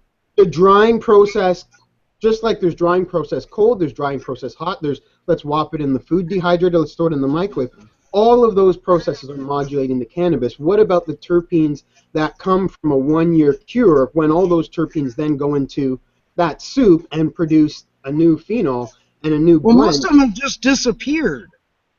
But, Well, but maybe if you like your weed better after 3 months or 6 months of curing, then those that disappeared were bad terpenes majoritively. Exactly. They're good terpenes. If you smoke it after 3 to 6 months and you go, ugh, this is horrible, it only tastes like cat piss, you know, or and you don't like that. Some people like cat piss, but you don't like that, then you lost the good terpenes because you liked it when you harvested it, or you wouldn't have saved it for 3 to 6 months. So I mean, well, absolutely. That's human preference. That's kind of why I'm like, everyone's on the freshness, and I'm like, we haven't even studied what we've done for so long. What are the terpenes in the dry? Are those medicinally more balanced after an aged, even a 1 month age of some dry sift versus, well, let's go the live resin route and let's see if we can turn live resin into the oil experience where the terpenes are more blow your head off because they're in the soup. I look at things and I'm like, well, I'm trying to make medicine here versus hot science, and studying the terpenes of the raw plant and extracting those. I'm like, yeah, let's find out what they do, because on their own we could have homeopathic medicine without getting high, just extracting cannabis like that. Let's say it wasn't expensive. I look at that and go, that's exciting. When I look at, well, what does it mean for ingestion? And I'm like, well, we know so little, and I know so much about the side effects of even a micro amount of terpenes that I'm like, I don't really want to go there. I just want to get human tradition right. We don't make live resin tea. We dry tea for a reason. And that's the kind of the difference between art forms. And I'm like, I don't know. I want to stick with, let's get what's worked scientifically knocked down to why do we dry it? What did it do to the I got you on all that, and tradition is really important. Tradition evolved along with people who knew what they were doing, because they had first-hand experience for centuries with this plant. We don't have that. Sorry, none of us do. So we do need to follow these things, and you're exactly right. But that said, give me a full plant extract, a 100% resin prep with every remaining terpene, and let me decide what to do with it. Well, that's a lot of money and work. Okay, but if that's the future, I mean, and we can get to do it at home. I mean, none of this is rocket science, actually, as it turns out. You know, it's kind of can be scaled down if need be, and up if need be. And hey, why can't I get these things? Why can't then I decide to do with it? I can take it home, put it in my freezer, or put it in my little Baba Bob Afghan incubator that ages it to the perfect thing. If you guys want to talk to somebody about this, talk to Alan Dronkers. He's so far off in the European, you got to cure your hash thing. Alan Dronkers of Cincy Seeds. Get him in a conversation. He'll be in the middle of the night in Thailand sometime at church, but invite him in. He'll get down with you on this. He takes resin and does this with it. And he basically, as another friend of mine who disapproves it, say he Moroccofies it. You know, but he makes it into what the Europeans are used to. They know hash for decades ahead of us, really. You Canadians in the East especially, you have the advantage. But I'm a pot guy, you know. I had to go to Europe to learn about hash. And these guys are the ones to weigh in on that. They experiment with it. So, yeah, it's a whole different, it's what you like. Go back to that again. But, yeah, right. I just want to start with as much of it as possible and do my own thing to it. Or not, whatever. Excellent. Awkward pause, silence, puff time. Yeah, you know, I'm going to go check what's going on in my house because, believe it or not, I'm going to a potluck barbecue breakfast in a minute. Nice. And I ran out of wood. So I'll be back. Just a moment. He will be back. Well, glad that Aster's so killer today. Rob's dropping some good knowledge on us. Horatio asking some good questions. It was good to see Rick in the chat. Always good to see Johnny B and D420 and True and Dane. Good stuff indeed, gentlemen. These Sundays are valid. It's nice to just be at home. There's 275 people viewing, so we're getting higher up in our viewers, up to almost 300, which is nice. It's good to hear that you guys are all out there, hopefully enjoying bowls with us, hopefully enjoying the information. Hopefully it's inspiring you or making you ask questions. Hopefully you're Googling and looking into it, and maybe you might find yourself with a question that a lot of people ask me on the regular is, how do I get into this? How do I do this? How do I be a part of this? And I always say, well, follow your passion. So, I mean, you can't really give someone the exact direction as to how to start a seed company or how to start growing weed and love it so much that you end up finding the nicest phenos and producing the nicest hash or producing a great way to extract it. These are all different things that the people don't know how they're doing it. They just love it and they're doing it. Even while they're getting like slammed down and like, oh yeah, how about this? How about this? How about you get robbed and jailed and beaten and fucked over left, right, and center? So we never film that part, and we never really talk about that part. But that's the part that's just kind of there to test you to see if this is really your passion. I'll tell you, first time you get arrested for cannabis, you will really know, okay, is this my passion? Or because some people get into the back of the squad car and I think they think to themselves, I should go to university. I got to stop doing this. This isn't, these are not the thoughts that I personally had any of the times I ever got put in the back of a squad car. And, yeah, this is my passion. This is what I'm about. And I don't think it's going to change anytime soon. It's on my walls. Straight up. I'm pretty much that same person. Cheers to that. Bong rips. Bong rips. Bong rips. Rips.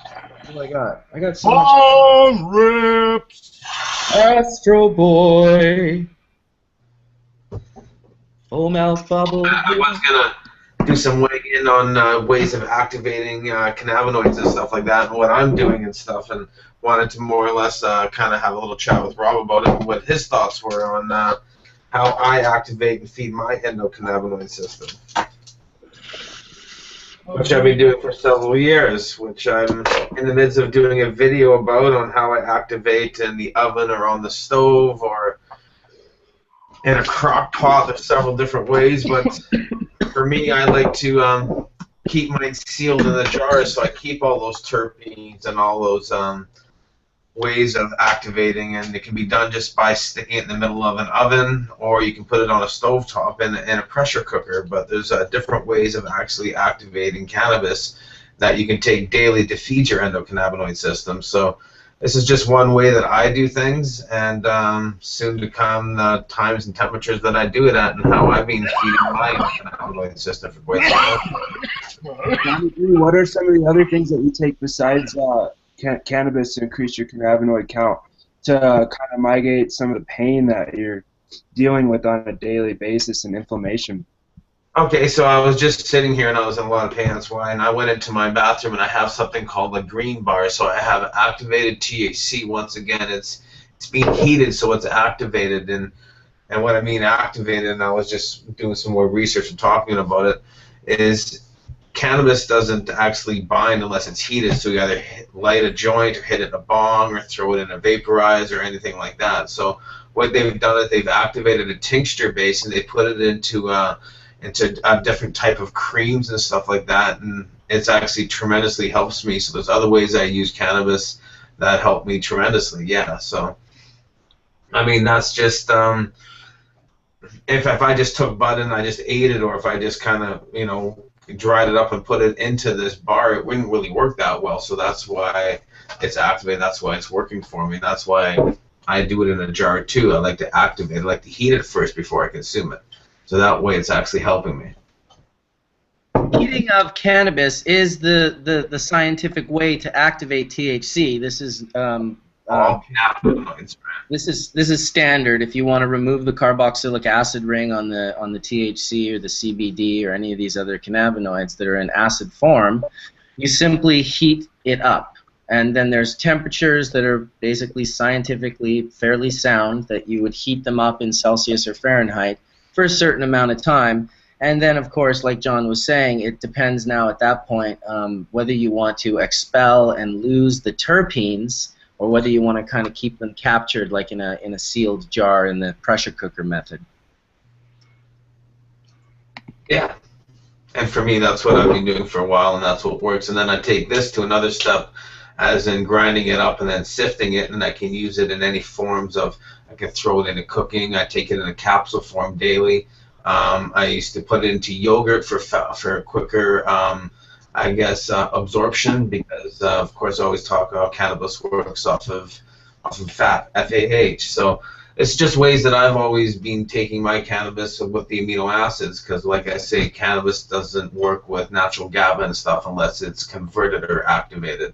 So yeah, there's all different times and temperatures, like Mark said. I did some research on that, and I was talking more about the essential oils. I was finding that there's different boiling points and stuff like that, like with myrcene and D-limonene, and I was kind of curious about that, and I was kind of wondering if Horatio or even if Rob had any insight on the boiling points of the different essential oils. If are they activating it to binding to receptors or anything like that? Because I really don't know. Just curious. The terpenes that are matching boiling points to THC, the ones that typically you could say persist unless you use, like, especially people who are using low and slow decarboxylation methods. That's why I keep them in a jar, right? So they're sealed in here, right? Well, it's, I mean, looking at it, the lower the temp you do it at, the more you preserve those terpenes in the natural state. As they start to heat, they can start to crack, they can start to acidify, they can start to isomerize. So, but they still remain. They're just in different, slightly different forms. That's why I get so nervous about the nature of changing to terpenes. I can burn limonene, and it'll smell like burnt oranges and still persist as limonene. So I tend to try to evacuate those out to get back in, like, let's say Mike's cancer case. I try to remove as much terpenes as possible so it's just THC, but I did leave limonene in it so that it was more of an uplifting state no matter which strain. It's almost like I removed a certain uniqueness to all the strains because we were getting random material, which was up and down, up and down, up and down. By pulling those terpenes off and then just having a base amount of terpenes, which he gets in that taste of limonene, I could create almost like a standardized high, which isn't as throttling. So he ended up complaining he couldn't get high enough because it seemed to keep him clear, which he associates with being sober. So it's highly powerful. That's kind of why you pick your strain to make your RSO or whatever with, and you stick with it because it worked for you as smoke, and you can trust in those terpenes as beneficial generally on the outset. But when you start grabbing random soup and you want to hold it and you want to preserve it and you want to throw it back on, you're getting into somebody else's whole life and craft of doling out medicine. A lot of homeopathic remedies are just terpenes in. You're going to mix this with a shit ton of water, and then you're going to take a slight sip of it. And I'm like, what the hell is going on with the rest of the one? They're like, throw it out. Don't you try to ingest that much. It's like 40 orange peels, which will make you diarrhea. And I'm like, well, I got to take what I'm doing hella serious, and I hope everyone else does because it's powerful. But on another note, Horatio, picture this. We're 5 years in the future. United Cannabis has figured out a way of just extracting all the singular terpenes out, and they've been named, and we've got the cannabinoid separated out, and now what we've learned from that is that you can take and learn about these different profiles from different strains. I imagine this sort of like phyto inhalation box that has like glass chambers that you fit in with different strains because you want to produce, you basically keep putting strains in until you get the green light, which tells you now have all of the cannabinoids and all of the terpenes that are available present in all the samples. And now you dial it in through your act now anecdotal evidence that has come through the 200 or whatever thousand patients that you see each year, and they've shared this information of what's helped them and how they've used what cannabinoid for what ailment and how it helped them. And then you get it into that program that accesses that information, and then you somehow distill that information into this box that is able, when you go up there, you just punch in a code, or you're epileptic or you're whatever, the code of the cannabinoid profile you require. And all these raw samples, whether they're hash or bud, they're still raw, whole plant samples. And this machine just accesses particular cannabinoids and terpenes in the ratio that you happen to need them for. How about that? Well, I'm not against that. That's how homeopathic remedies are doled out. They are essentially, I mean, they're, what's the word? It's not like a pharmacist, but it's a traditional Chinese word for apothecary. I can't say it right now. Yeah. All of that is exact. I mean, when I was first starting out, and everyone gets super excited that, well, we'll be able to recombine and make this, all I really look for is that when we get that G13 that is nailing that pain and that medicine, we nailed it from the perfectly grown G13, and we explored. I'm pretty much totally with that science. It's just I'm going in the direction of, well, let me see if I can get the plant to its perfect expression, and when I know it's at its fullest expression, then I can get a standardized, how is it working for you, how is it working for you? Because I find that blueberry isn't blueberry, and I wonder if I got the same strains Tony had, could I produce the same result? And I assume if I didn't get them from Tony, I couldn't. So I'm for that standardization. It's just I'm looking from it from a, let's get those land races, let's get those wild species that truly have that raw insanity that's probably that Amazon cure for cancer. That basically I'm looking backwards for the cure, so that when I run the box, my recipe is perfect rather than subtle, which is not bad. I'm not saying an anecdotal library isn't how we built the whole basis of science. That's what clinical trials are all about. So I'm just looking at pairing that with, hey Tony, I think I got the real G13 or whatever the strain is. I worked on my grow, I worked on the plant's needs, I studied where it came from, I nailed my lights, I think this is a real Jamaican blueberry, and test that and reproduce that motherfucker. So I'm still trying to get the most out of cannabis expression, where Tony's trying to get the most out of standardizing, recreating that cannabis for everybody, no matter which one it is. So we're on the same page, and we're aligned in the same direction. But Tony's a one-off. Yeah. When I told Tony that thing that I just said to you, he gave me the look. And I was like, haha, yeah, it planted.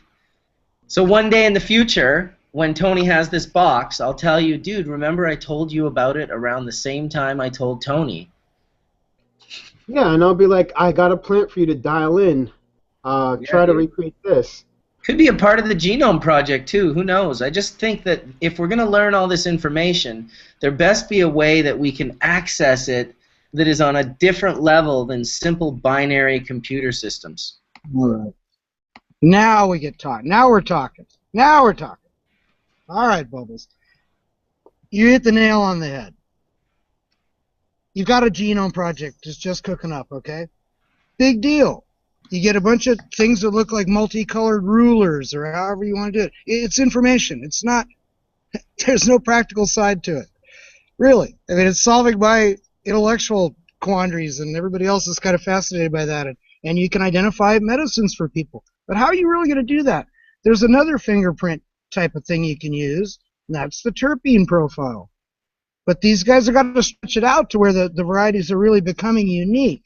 You can't just use the major 12 or 30 or whatever terpenes and really establish anything that's that significant. You're not finding unique ones that I'm sure will be in uniquely flavored and fragranced varieties.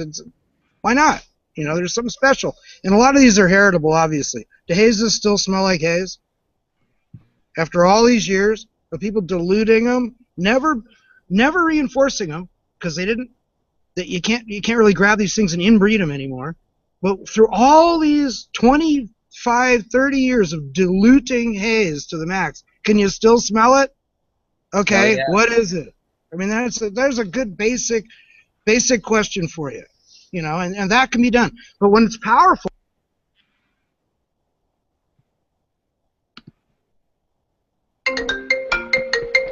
Jesus Christ. What happened to the chat? Is it really just... Okay, there we go. So, that was weird. Anyway, That's weird. so you have then you have two parts of the puzzle. What you really need is the dispensaries to have a questionnaire that's simple, universal, and some young person who understands computer statistics smashing, could make a meaningful data set from a questionnaire. This is not a simple thing to do, actually. So we need to find somebody who's young and smart and needs a master's or PhD project, and we'll help them out. And we'll get them to do this. They'll put together a questionnaire that can go to every dispensary, totally voluntary. If people want to fill it out, great. And all it basically says is, I use this variety for this indication, and this is why. And if you want to fill in a few more details, fine. It has to be a questionnaire that can be an incomplete data set. You don't have to fill in every question. We're talking about stoners here. It needs to be, people who are seeking medical assistance. So we need to get smart people to do this. It's not me. It's just my idea. I'm like Mark. I'm full of ideas.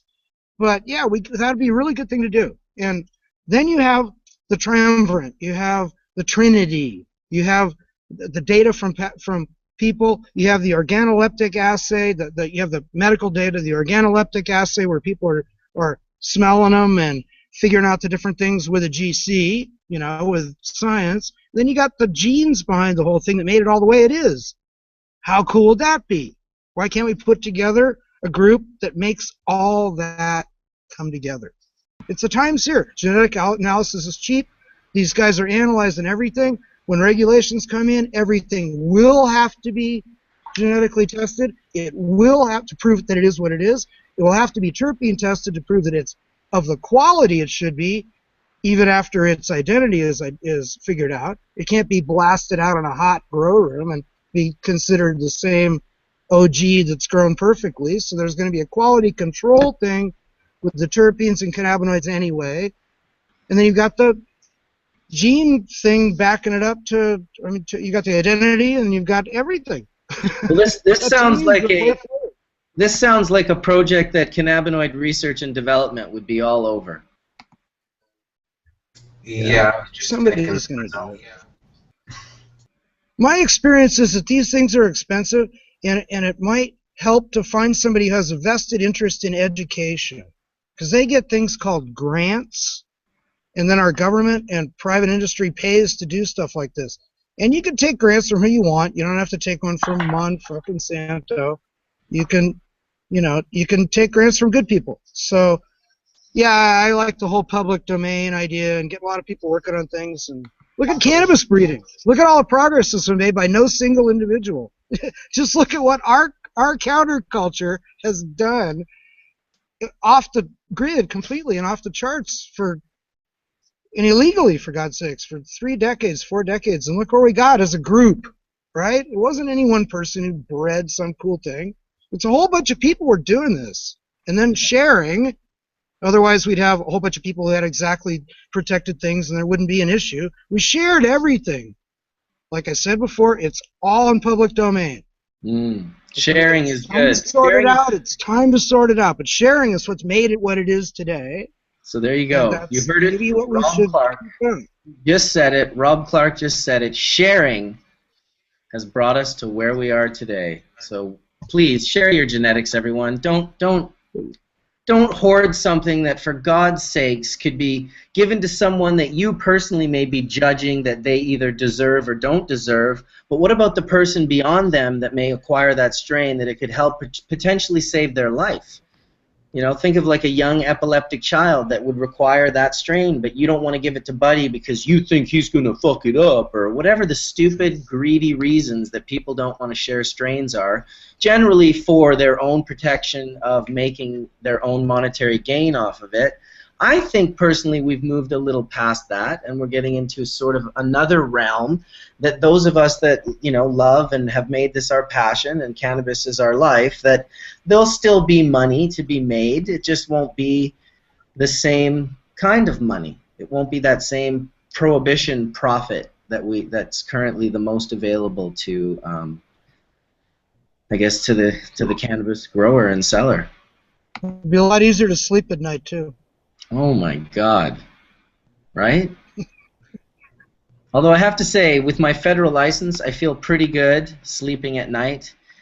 I don't even come close to fucking my numbers. I'm very well below the numbers. I'm allowed to have 98 plants or 99 plants. Oh, And I don't even have close to that.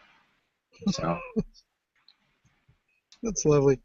You Canadians are so lucky. Your whole thing is managed by health officials, essentially, instead of draconian drug warriors. So you guys got a whole different mindset up there. It's like a total nightmare. At the same time, it's kind of like, I remind people all the time, because yes, I feel terrible for the people that didn't get federal licenses before the government came in and said they were going to change it and enact a new program that meant no one could grow except licensed producers.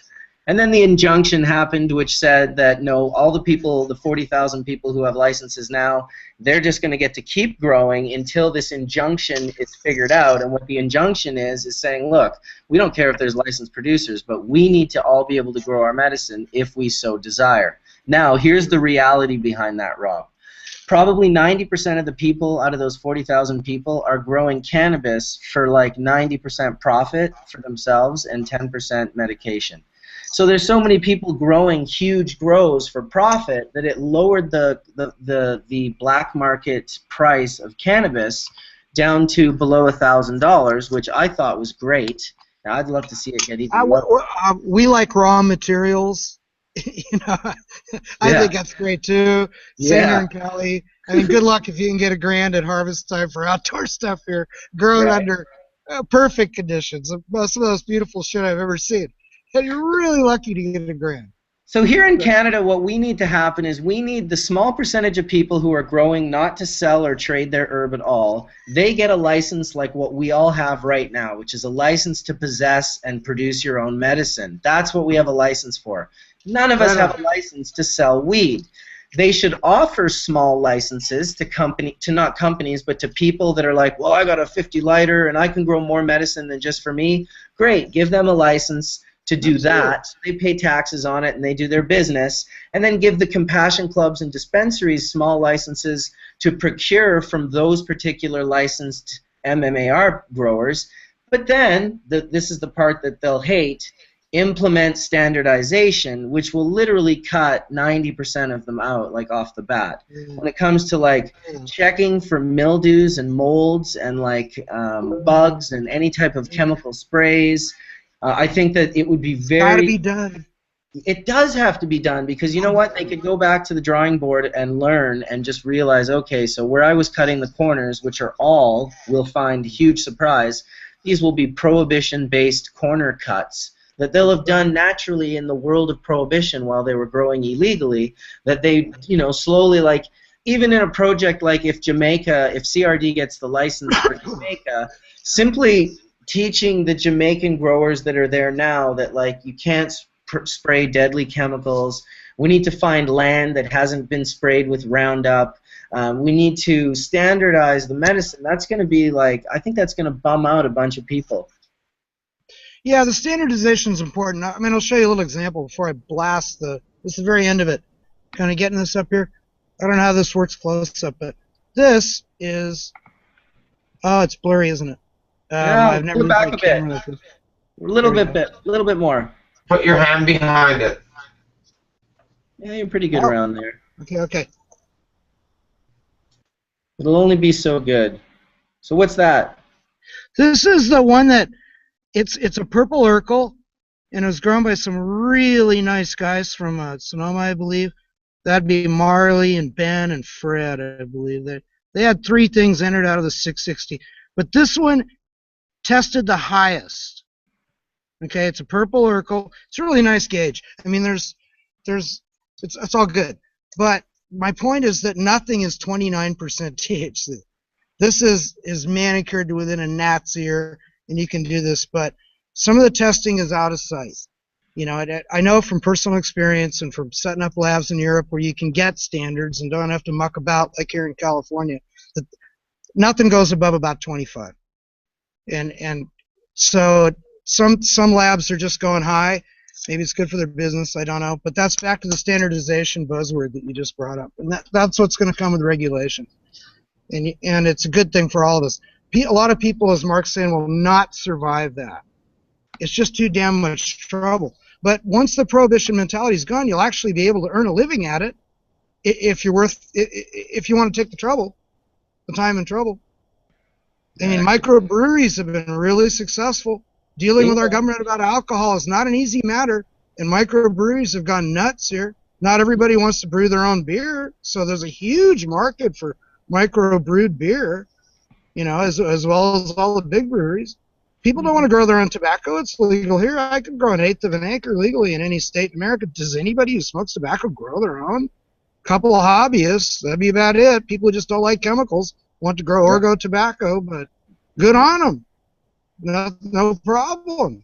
Totally. But it's going to get down to 7-Eleven, guys. Have you been in an American dispensary? You can sit there for an hour. Not one sick person walks through the door. Not one ambulatory, coughing, peaked-looking, slightly discolored, or even hungover-looking person. Where I live, they're all going surfing or bike riding or, to a picnic, or it's convenience shopping. I mean, get it. Get what's going on down here. At least that's what's going to be everywhere. Not everybody wants to grow it. There's going to be plenty of room for the people who can keep their act together and do a quality product. So there are all the services there to help you. We got analysis. We got everything. There's people in chat now saying that they're naming off strains. This one guy's like, name this strain off, and he's like 33%, and another guy's like, mine was 35 point something, and then another dude's like 45%, and people are just laughing like, come on, that's ridiculous. 45%. It's impossible. Yes.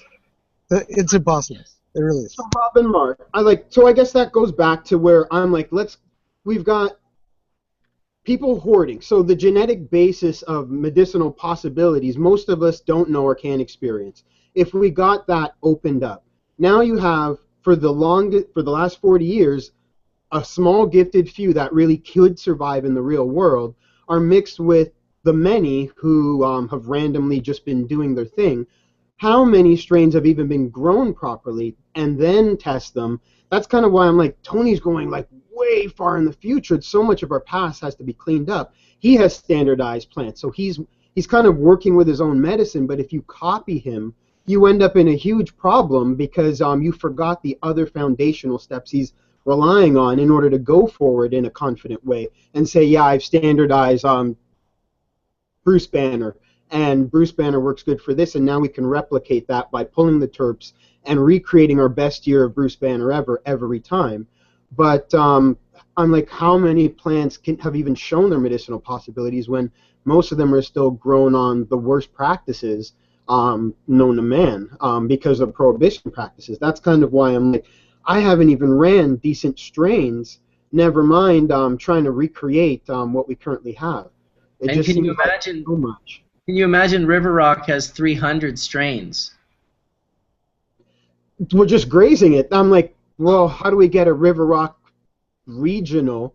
Because, there's more strains of weed than there is apples. And there's 800 apples in some region, 8,000 apples in cold climates. So I'm like, yeah. But how do we open up? Basically, that's kind of where I'm like, what you said in Canada, let's start to shave out the people who aren't really dedicated to the plant and just dedicated to profit by freeing up the hoarding, forcing some standardization, and then the kind of things where what Tony's talking about sound like a future for everyone, where I'm like, yeah, other companies could do that. If the weed wasn't going through irradiation just to become legal, like even the licensed producers irradiate their weed and have problems. I'm like, God, it seems money doesn't solve it. It's only gifted people, and they're few and far between. How do we get them funded so that they can reach out? And I guess, there's United Cannabis. Is that our only hope, or are there other companies on the horizon that aren't just profit-driven, but medicinally driven to produce results that automatically produce profits? If you you'd have to believe it. You'd have to believe that there's other companies that are out there. You're muted, Rob. Oh, yeah, try to leave it like that when I'm not on. Yeah, no, really, everything's profit-driven. everything is benefit. Let's look at it another way. Everything is benefit driven, and for most people that involves money.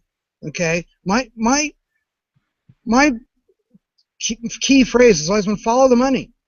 You know, whenever everybody has a chance to make money, cannabis will be legal the next minute. It will become the most politically correct thing anybody has ever done, suddenly. And you got to give everybody a chance. They can seize the opportunity or not. And a lot of us on our level are seizing the opportunity because it's actually far too risky and illegal for the big guys to do stuff. How many in our community have been contacted by big industry? Find me one. This is our baby. We got to take care of it. You know, we've got this. We've defied gravity for this long that we're floating. You know, we're going to make this work, and it's we got to do it on our own level. And it's that's sorry I begin to rant, but I liked it. That's how I see it. You know, it's ours to do. It's not to let them have it back. They never had it. They can steal it in a heartbeat. Check the intellectual property rights. All you got to do is thieve it and rename it. We've been doing it in our own society for decades. You know, there aren't that many new varieties. Watch the genome thing pan out. We'll see what happens. Well, that's kind of why it's so exciting. I'm like, well, if we can finally get to, there's like a surface fluff of flavor to a zillion strains that are just variations. I'm like, what's the raw original that everything comes out of? And those genome projects where the mapping says, okay, cannabis is really a 32 hit recipe. And from those 32 unique, really like the Congo. The Congo is a perfect example of, I'm like, okay, yeah, that's nothing you just get out of a random pheno OG. That comes from an environment that built it, from the salts in the soil, from everything. It's just like, I look at the grape and the wine industry, and I'm like, yeah, you can only produce Italian grapes of this variety with red volcanic soil. Do we get some and import it to produce that true to strain variety? So I'm like, yeah, you can't breed a new Congo without the conditions that created the Congo. And that's kind of where it's like, keep it public. I mean, that's why you're here. Letting the regular people who can only handle YouTube and won't be able to thrust through a serious book know that you can set your strains and actually map out the medicinal foundation of cannabis that we're going to be building everything off of for generations to come. I love a billion varieties, but I really like to know true fathers and mothers and what built them, because, you know, we all have brothers and sisters, but there's usually only one good child out of all those phenos. Yeah, and seeing family relationships is cool too, because it may make us realize why we like two different kinds of medicine, because they're related somehow. But maybe that wasn't clear from all the murk that's been in the way. And if you look back at, I wrote an introductory chapter for Jason King's first Canna Bible. I was looking at it just recently, and I was amazed how dated it is. That was written, it was written, I forget what it was actually published, but it was based on catalog data up to the year 2000 in Dutch seed companies, where all the land races they used to use and things were named, and everybody's really proud of where their stuff came from. And then you hit the 1990s, where everybody just published names, no more heritage, and everybody's trying to cover up where it come from because they'd all borrowed it from somebody else. You know, really, and it got really funny there for a while. So that's why I wrote that Jason King thing, because I wanted to document that at that moment, because after that it was going to be impossible to figure it out, and it has been for the last 15 years. And I'm looking at it, this article, to rewrite it, and I had to add a lot of stuff to it about what people are doing today and the way of breeding, and it's for Michka's book. It's going to be in French, but. Nice. You Québécois can read it. It'd be very nice. Moi, je peux. Ah?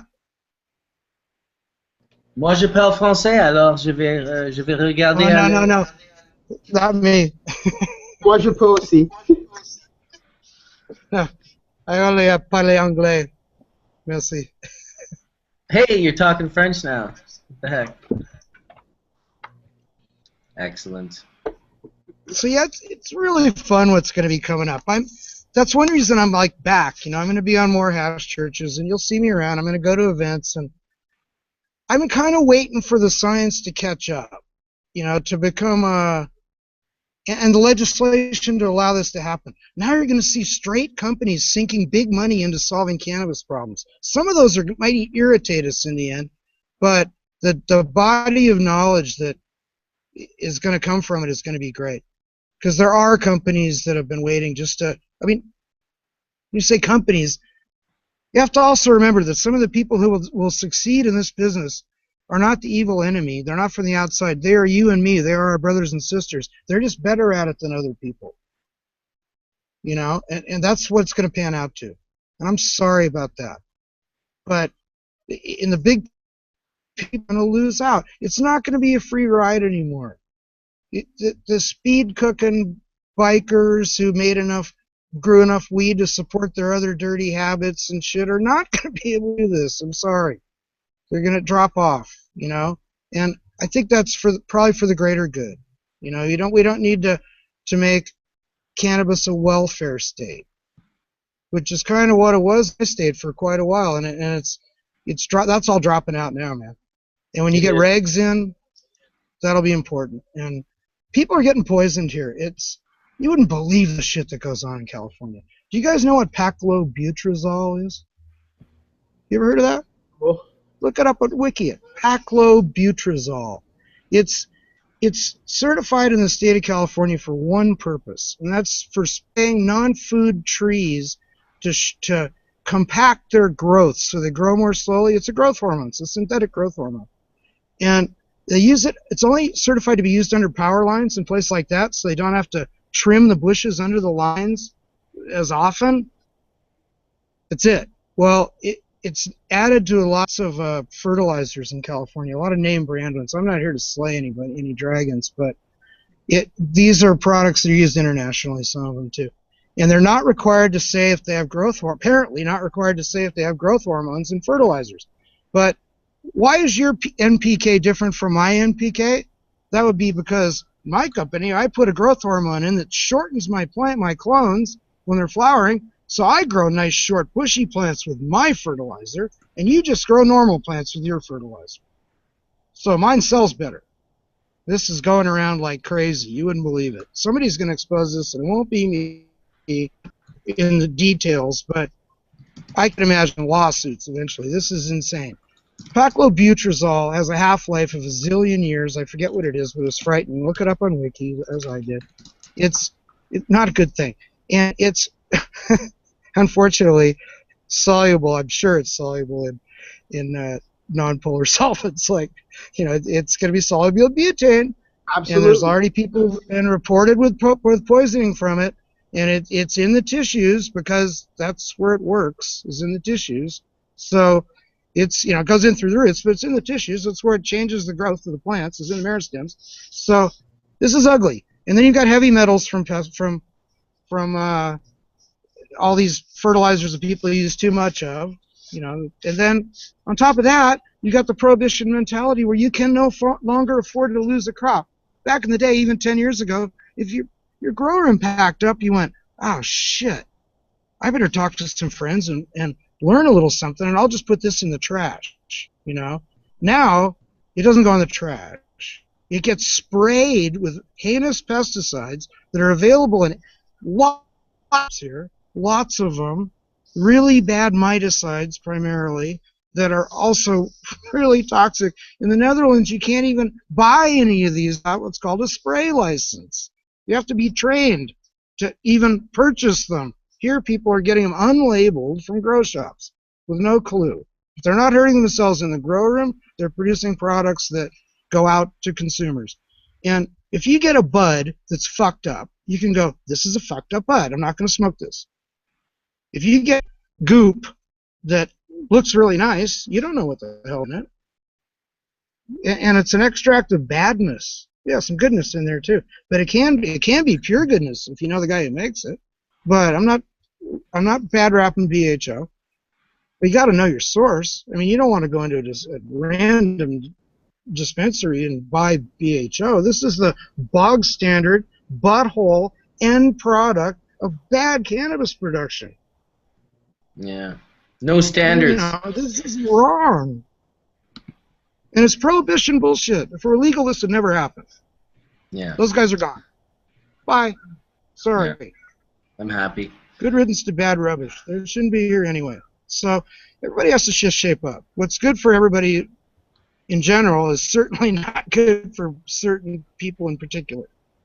But I like that quote. That was a real stony quote.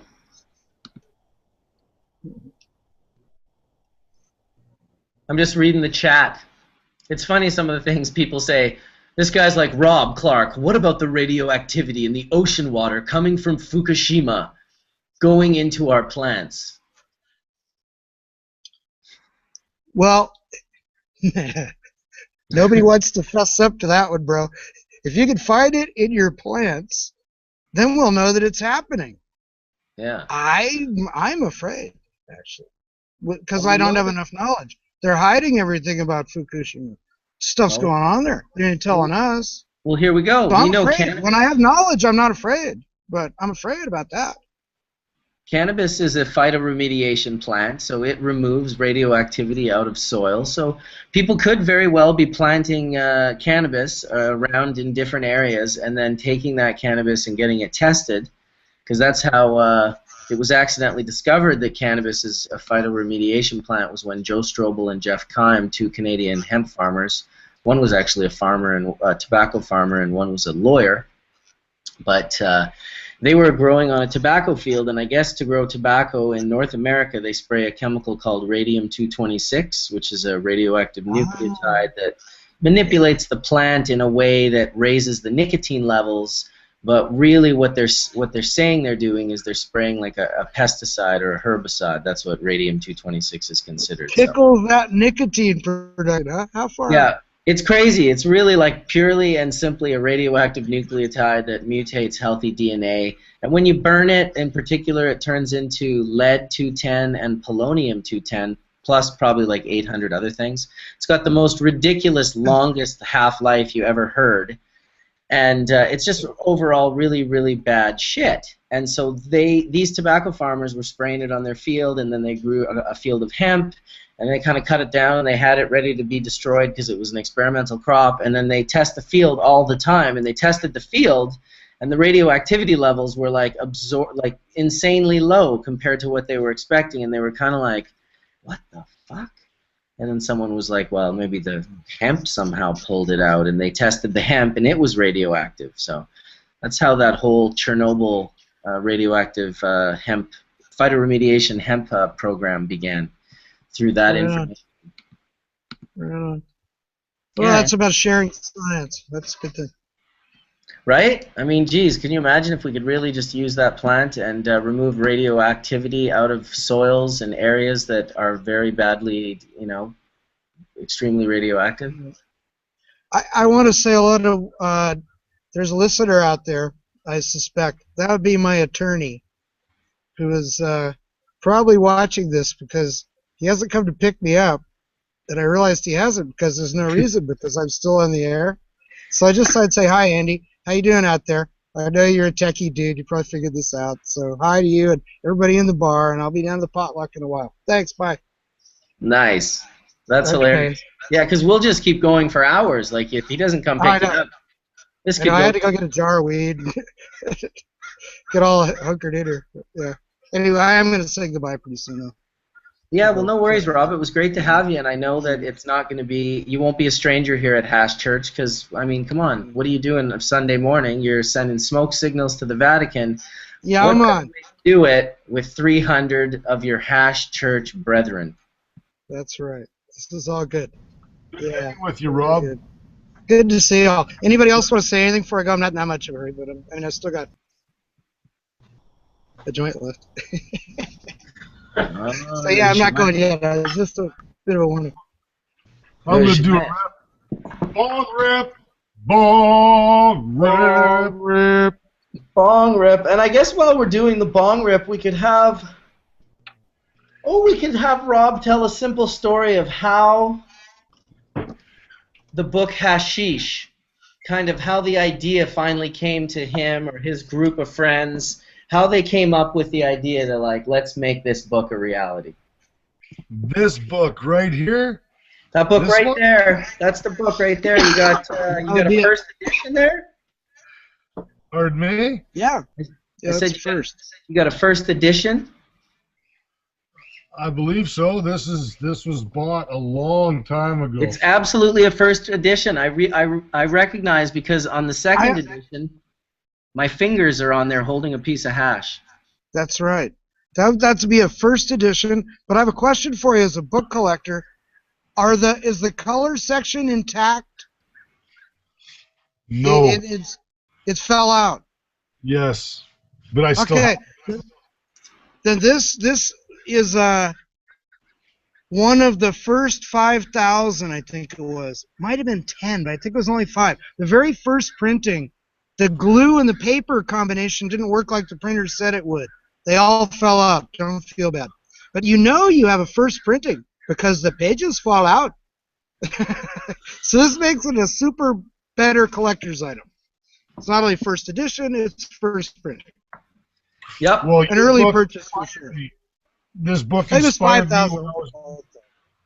Oh. I love the book. Did I sell you that book, Darrin? I don't think you did, actually. I think I bought it from Honest Omar's when I was like, you know, I can't say. I might have bought it when I bought that roar off you. It's likely. It's likely if you got one of those first copies. Yeah, because I think I did, actually. When I bought my roar with the little container and the little ashtray and the matte striper on the side of it. It's up and That's awesome. yeah, I did the first water extraction method there with the, I took an ounce of weed, put it in a jar, I mulched the weed up, ground it up, put it in the jar, put water in it, shook the shit out of it, let it sit up on the windowsill for probably, you know, a few days, just let it settle, and then the hash was on the bottom, the weed was on top, the water was in the middle. Scooped all the water off nicely, everything like that. Took out the hash. It was just muddy mud. It didn't really impress me. So I scooped it up, put it aside in a bowl, let it sit there for quite a while, and it dried up and flaked up and everything like that. And I took a little bit and I sprinkled it in a joint. And holy shit, fucking wow! It spiced that joint up pretty damn fucking good. I was impressed, and it was really dirty hash still. It was still had a lot of contaminant in it, but it was the first extraction that I got to smoke, and that was because of this book right here. No, we must have smoked hash before that. There was the first. Because there's no way I sold you a Ruhr without us puffing on full melt that I made. It was the first water extraction that I did. Okay, before you bought bags, because I must have sold you bags right around then too. That's when I ordered bags from my shop. Actually, I was just waiting for. Think of the quality of the resin that we would have been puffing that when I sold you that Ruhr. Oh, that's why I bought the Ruhr too, because I go, holy shit, look at this, man. Dude, I think back then it would have either been like Renee or that champagne. Like that stuff was as nice as anything I have today. Well, there was never anything that I fucking smoked there that I didn't like, and it seemed like it seemed like 10 years at least, you know, of me bringing stuff down to you and going, hey, check this out, and I'd bring down a little bit of this little honey oil I made out of some isopropanol, and fucking you'd be like, oh, you know, thanks, man, cool, I'll put that aside and try that later. And you would smoke your bubble hash, and you did this for about 10 years, and you never ever smoked my shit ever, because it wasn't your level, and it wasn't your way of doing it. It was oils or whatever. And then with the dry sifting, when you guys introduced me to that, and you came up, and you were like, wow, like this is the top 5 places in the world that I've smoked hash. Prince George is in the top 5 because of the hash that I made. And when you said that, that was like, Perfect. Right on. I'm on the track, man. I was like, yes, sir. So it's like Rob Clarke saying, "This is good fucking hash, buddy." Like it was a good thing. I And could attest he would say that. Pardon me? I said I could attest that he would say that if he smoked a bowl of it. I would, I'm sure. We said it about 15 times at the Legends of Hash this year in about a 27-minute period. Well, that's nice to just be mentioned there, man. That's pretty cool. I'll tell you. That's awesome. One day we'll have Legends of Hash here in BC, and I'll definitely bring a few things to the table, just for fucking sharing and caring and smoking and being together. It'll be awesome. That's the spirit of the whole thing. You know, yeah, this is Hash Church. I mean, Legends is sort of the high church, the Kumbh Mela of the year, sort of. Yeah, indeed. So then maybe we should have every 12 years, which I guess we just missed. No, yeah. Well, we just had it. Then that means this year was the Maha Kumbh Mela, dude. And it was. Hey, it was. Well, that was. For those of you that are clueless as to what we're talking about, there are festivals in India called the Kumbh Mela that happen every 3 years, and they alternate through 4 holy cities, which are, I believe, Varanasi, Allahabad, Jaipur, and Haridwar. Is that correct? Are those the 4? Yeah, I think that's right. Yeah, so those are the 4. The Ganges follow them down. Haridwar is the highest up in the north, and then they go down into like Varanasi, where it's kind of more intense, and there's like bodies and shit burning and floating in the Ganges. It's much cleaner up in the north, but every 12 years is like the 3 years, 4 different places goes to a 12-year, and it's now back in Haridwar, which is in the north, which is the Kumbh Mela, the Maha, that I went to years ago, back in 1998. And then, of course, they have a Maha Kumbh Mela every 144 years. Just to give you an idea how long these motherfuckers have been doing this for. Someone's grandchildren's going to it.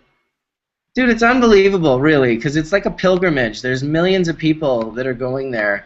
For me, I went with my buddy Alex, who I had in video chat yesterday with Rob. We were chatting. D420K was there as well. We were chatting with each other, and Alex and I traveled Asia back then and went to this festival, and I'll tell you, if you ever wanted a good reason to go to India, that's literally like an unbelievable experience that can't even be put into words. I think they try with documentaries, but it's still not. India's on my list over the next few years, so now I know. That's what I'll make sure that I'm there for. Oh yeah, dude, you'll meet some cool Rajasthani Babas, Shivites, and puff chillum after chillum after chillum. They'll sit and they'll say, "One more chillum we are making, true? One more chillum we are making." Yeah, I'm not rude. I will never say no. That's why you'll never leave, dude, because one more chillum they are making all fucking day and night long. Keep you looped in there. After the 3rd day of not sleeping, you're like, do these guys ever sleep? And then they're like, no, you're sitting with the no sleep babas. Oh shit, the guys that just never. Shit. You know, one of the reasons we go to events like the Emerald Cup thing is to see old friends, and I ran into Crucial Denny. Yeah. Crucial Creations, Arizona days, man. I hadn't seen that bro for a few years. Big Dreddy. They just came Danny. from this year doing the Kumbh Mela. They just did it. He and Lisa went and hung out with the Bubbas and did it. And you know how Denny would have been there. I mean, come on, Dreadlocks Denny. He told some incredible stories. Another guy you should get on Hash Church, Denny, if you're watching, because you should jump in one day. Bring some reason to the Hash Church. Those would be great people to access. We'll make a point on you'll have to send. I'll send you an invite that you can forward to them. All the people that you think should be in Hash Church, because how many slots do you get on this thing? We got 6 going now. 7 with you. 7. I think you can get about 10, And I mean, that's plenty. There's never really, you know, like, depending on the topic, there seems to be always like 2 or 3, maybe 3 or 4 people that are really actively engaged in the topic. And as it switches, there's the other 2 to 3, 4 that are like ready to switch topics. So it seems to work pretty good. We never seem to have like 10 people all trying to talk at once. So that's. And how do people tune in to know what the topic's going to be for the week? On my YouTube channel, at the front page of Bubbleman's World, usually down just a little bit, it'll say upcoming live events.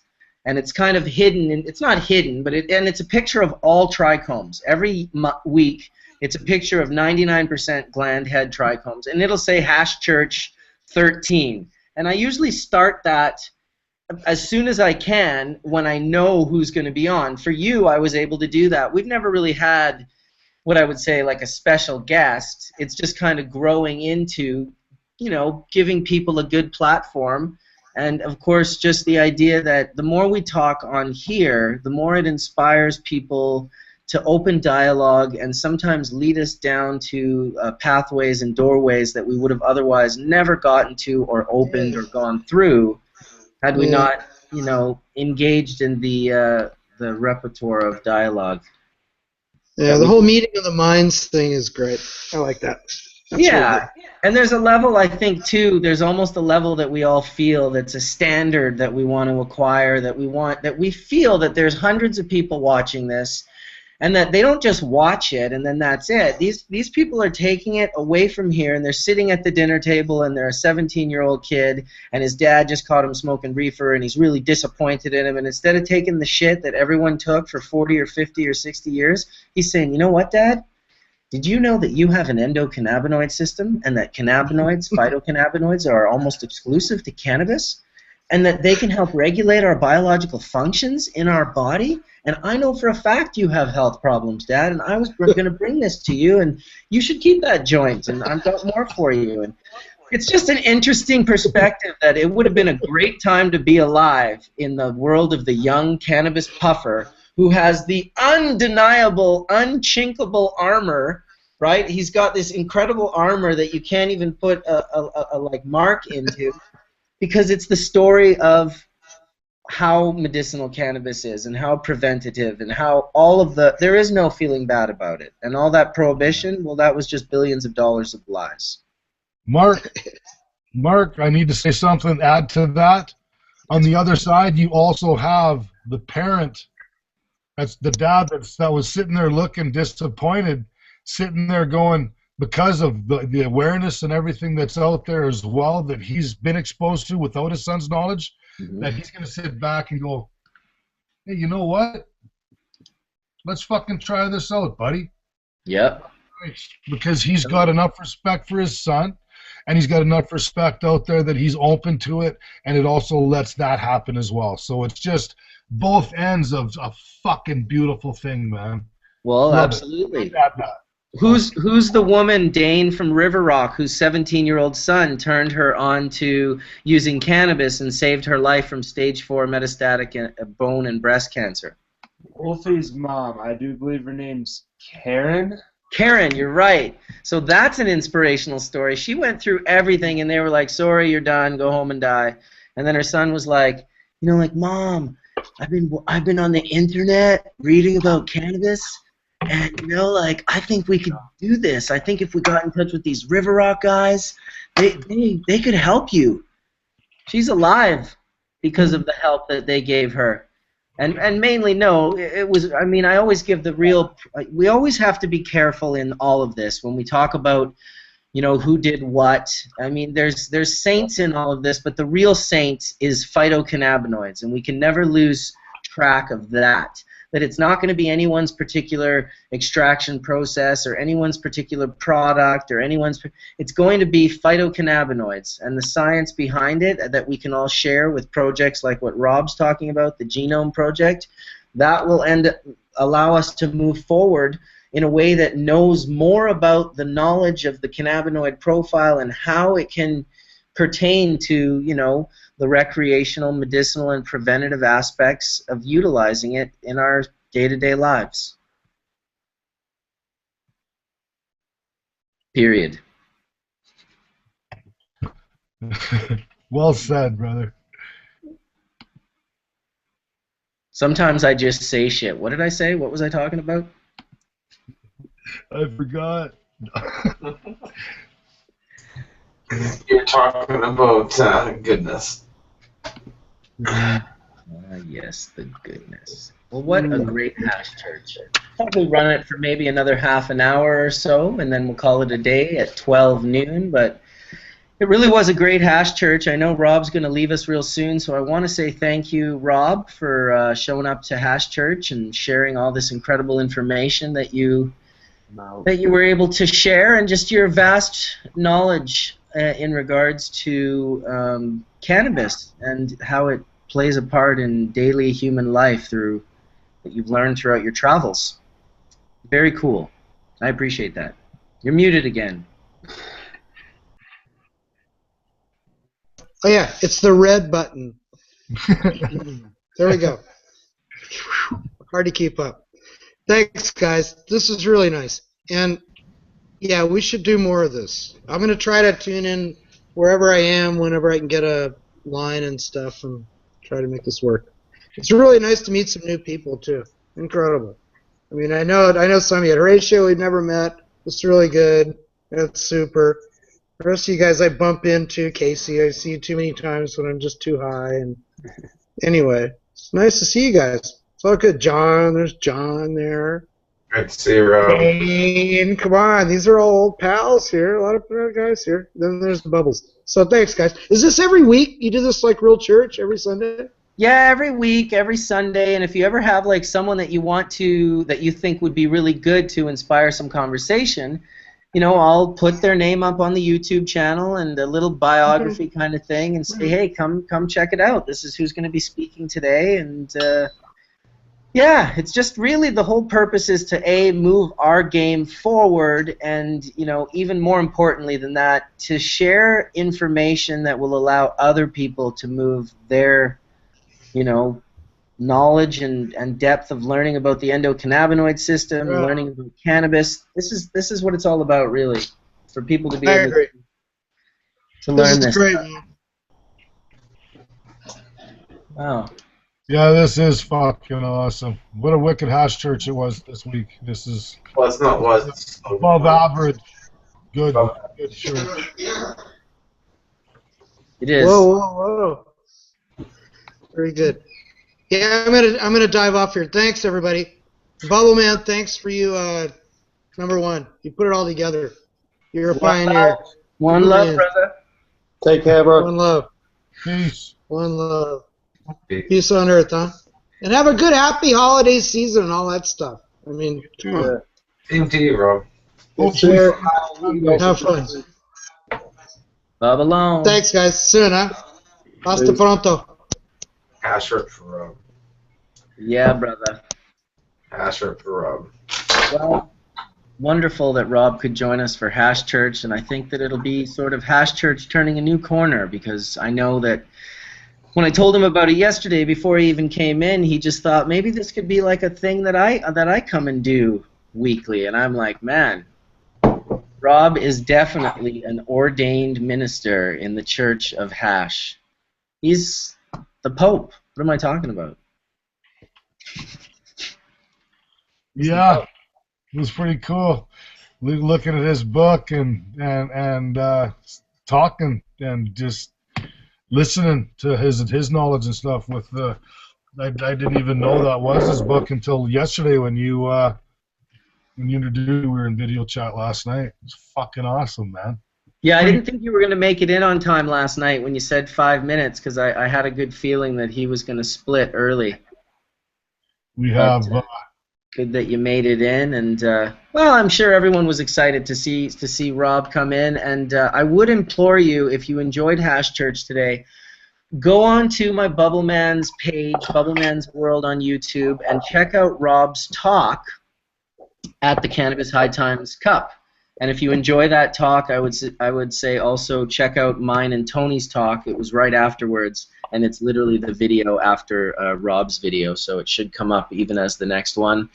It's very deep. It's definitely heavy theories that he's laying out, and you know, if you want to learn more about that, you can check out Rob's book, like he mentioned, on Amazon. I tell everyone I carry both Marijuana Botany and Hashish because those are like important books that people that really have an idea of what's going on and know enough that this is stuff they need to know or study or learn about. I carry those books for that reason. And his newest book, which is with Mark, can't remember his last name, terrible, Cannabis, the Evolution, and Ethnobotany.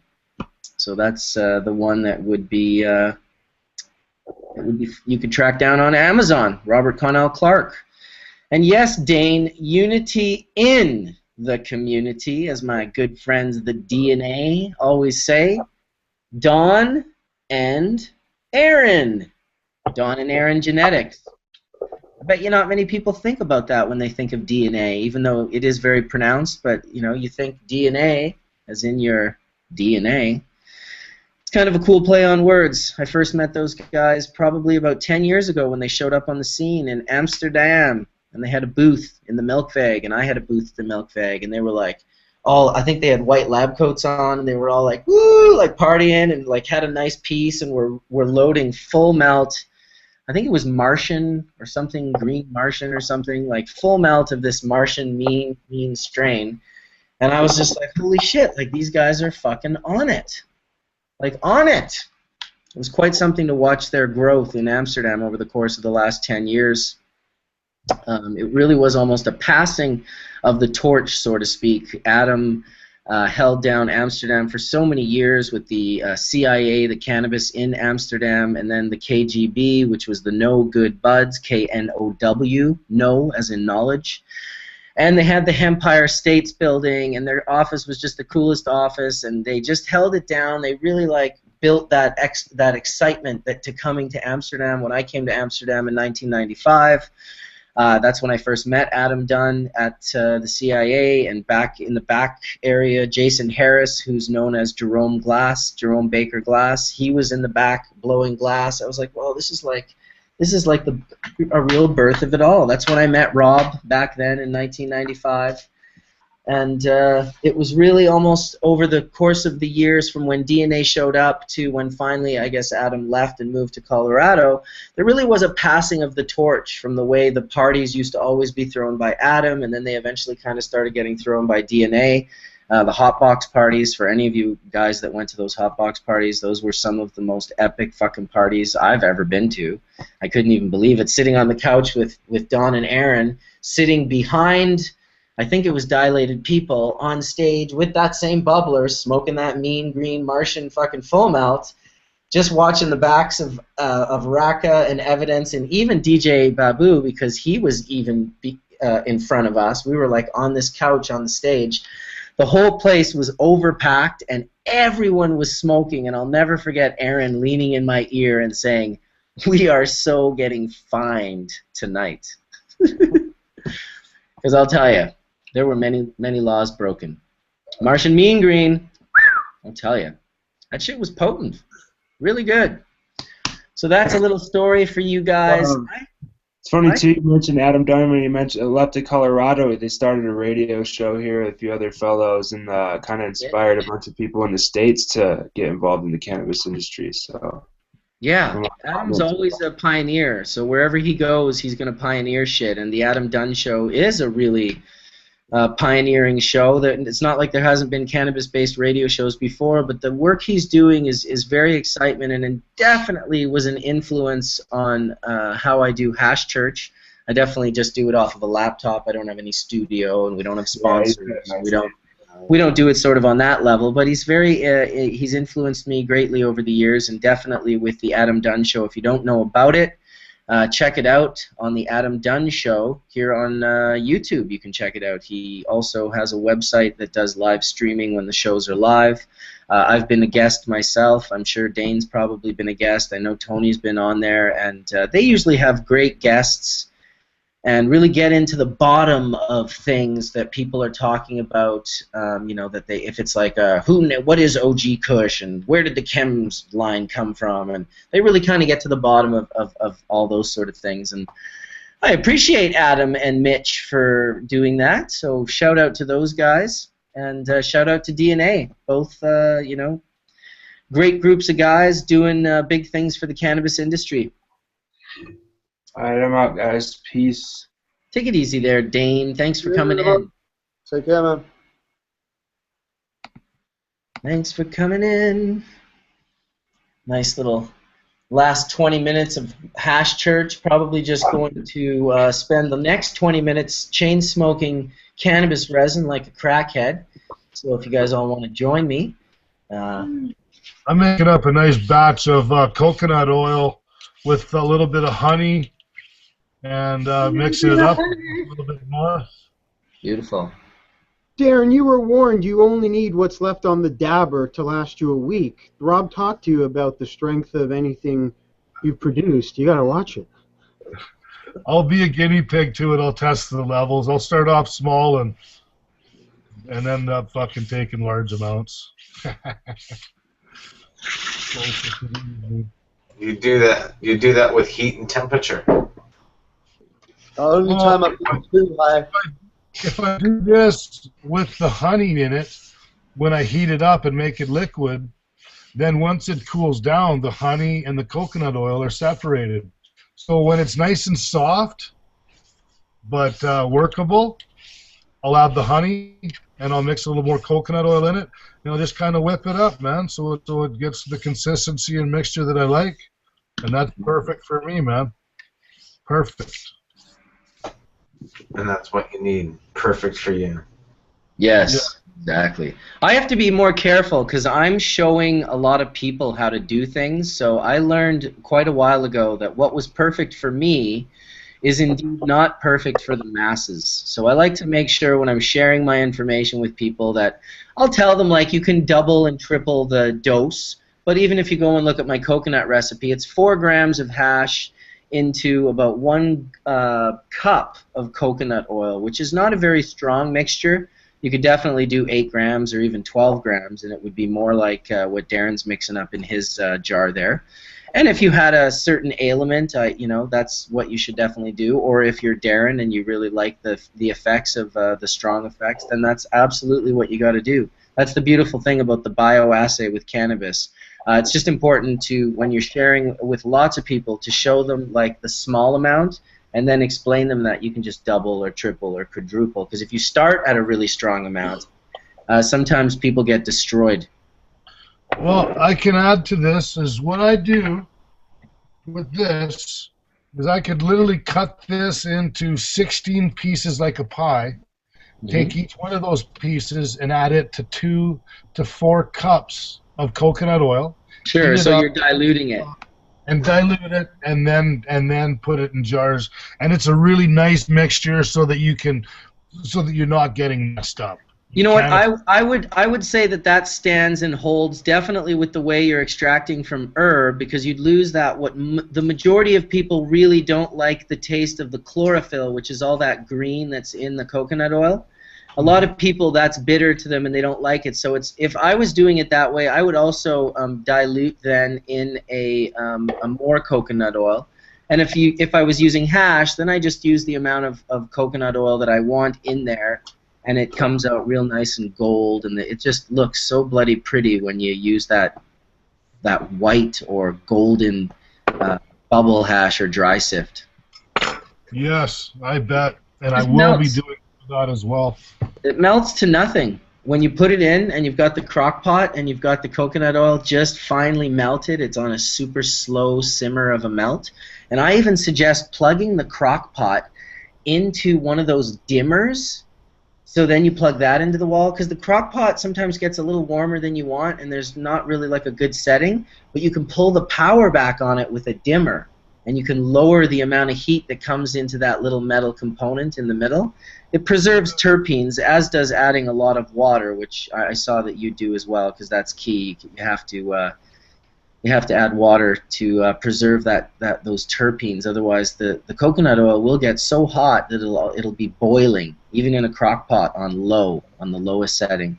So you got to be careful when you're making that stuff. Which there's plenty of videos out there. I have a video on Bubbleman's World with coconut oil hash infusement, and then when you do the coconut oil hash Google search or YouTube search, there's another one that comes up above mine, which is actually the one that I was inspired from.